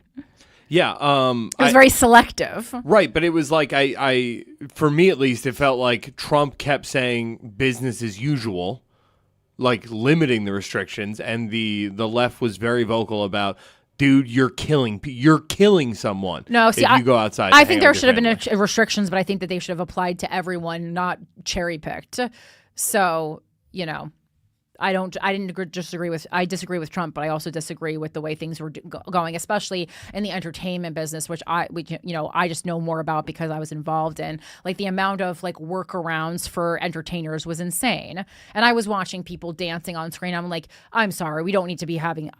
Rain on Me, listen, that was a hit that I would have loved to dance to in a gay nightclub, but we didn't need to see a live performance if COVID was, taking as many lives as are on record of it taking. That was absolutely crazy. Well, it didn't interrupt Gavin Newsom's dinner plans either, which is nice. Yeah, perfect. Mav Sammy sent in another super chat. He said, Trump tried to close it. The left called him racist. If you remember, you covered that on that show earlier. And I'm very on record as me and both Joe DeRosa said that it wasn't xenophobia. It sounded like a good idea. So my hands are clean as far as that goes. But again, we've talked about this ad nauseum, but this is what happens when someone like Donald Trump, who uses so much racist terminology, it's the boy who cried wolf, right? So this one time when he actually wasn't being xenophobic and he wasn't being racist, people just think that's what he's doing because that's how he kind of is the rest of the time. And that's the fucking issue here. But I agree with you. I do think we should have closed the borders, and I don't think it was xenophobic to do so. And me and Joe are on record as saying that we should have closed the borders. So I feel great about that. All right, guys, that is our show for today. Take a deep breath. I do think that while I want you to critically think and be active citizens in real life, if this show at the end of it, is going to, kind of amp you up and stuff, just, take a breather, leave it on the dance floor, and then go and pick one of these things. We all can't be worried about everything. Again, pick one of these things and see if there's one of these things that I can make an impact on, even on a small level, even on a local level, and see if you can do that. That would be super cool. If you have anything to share with me, you can send it to me at withoutacountrypodcast@gmail.com. No matter how you're intaking this show, please make sure that you're subscribed to our YouTube at youtube.com/withoutacountry. Please follow me on all social media. I'm primarily on Instagram, Threads, and X for the meantime, although, man, I am draining followers. I asked Ryan Long about it, who I do consider to be a social media expert, and he said I was like, do you think this is something like Elon related? And he was like, actually, I think it's probably just because many liberals are leaving X in swaths. So I think that's what it is. But I was like, okay, that's a good point. Again, I want to get away from, conspiracy theories. So I was like, that's a good explanation for it. It just seems like it's really been consistent since it turned into X, but also people have been leaving since Elon took it over. So it does make sense. So follow me on X, Threads, and Instagram at Philanthropy Gal. Follow Mike at them Harrington. And that's it for now. Thank you so much to everyone who listens to this show, who contributes in any way to this show, whether it be financially, with your ideas, with your enthusiasm, telling someone about it. I really, really appreciate you. And just to leave on a positive note, this was like a kind of a sister piece from Could Be Worse. I do want to say I had been following this story about Ahu Darye, who, if you remember, was the woman who undressed on a university campus before she was forcibly detained at a university in Tehran. And people were really worried about her because several other women kind of like went missing after similar things happened. And she has been released, it seems, and she will not face charges, and like she's okay and she's not missing, which I think is really cool and really good news, because I was really, really worried about her for quite some time. So if we want to end the show on a positive note, I think there has been so much protest surrounding her in Iran that they knew that she couldn't go missing. But at the time, she was taken to a psychiatric ward, because they like to say when people are protesting in Iran that they are mentally ill. But she is not mentally ill. She is fighting the good fight. So, yeah. That's some positive news. Anyway, thank you so much for joining me today. Keep thinking. Remember, the truth is in there. Have a great week. Bye.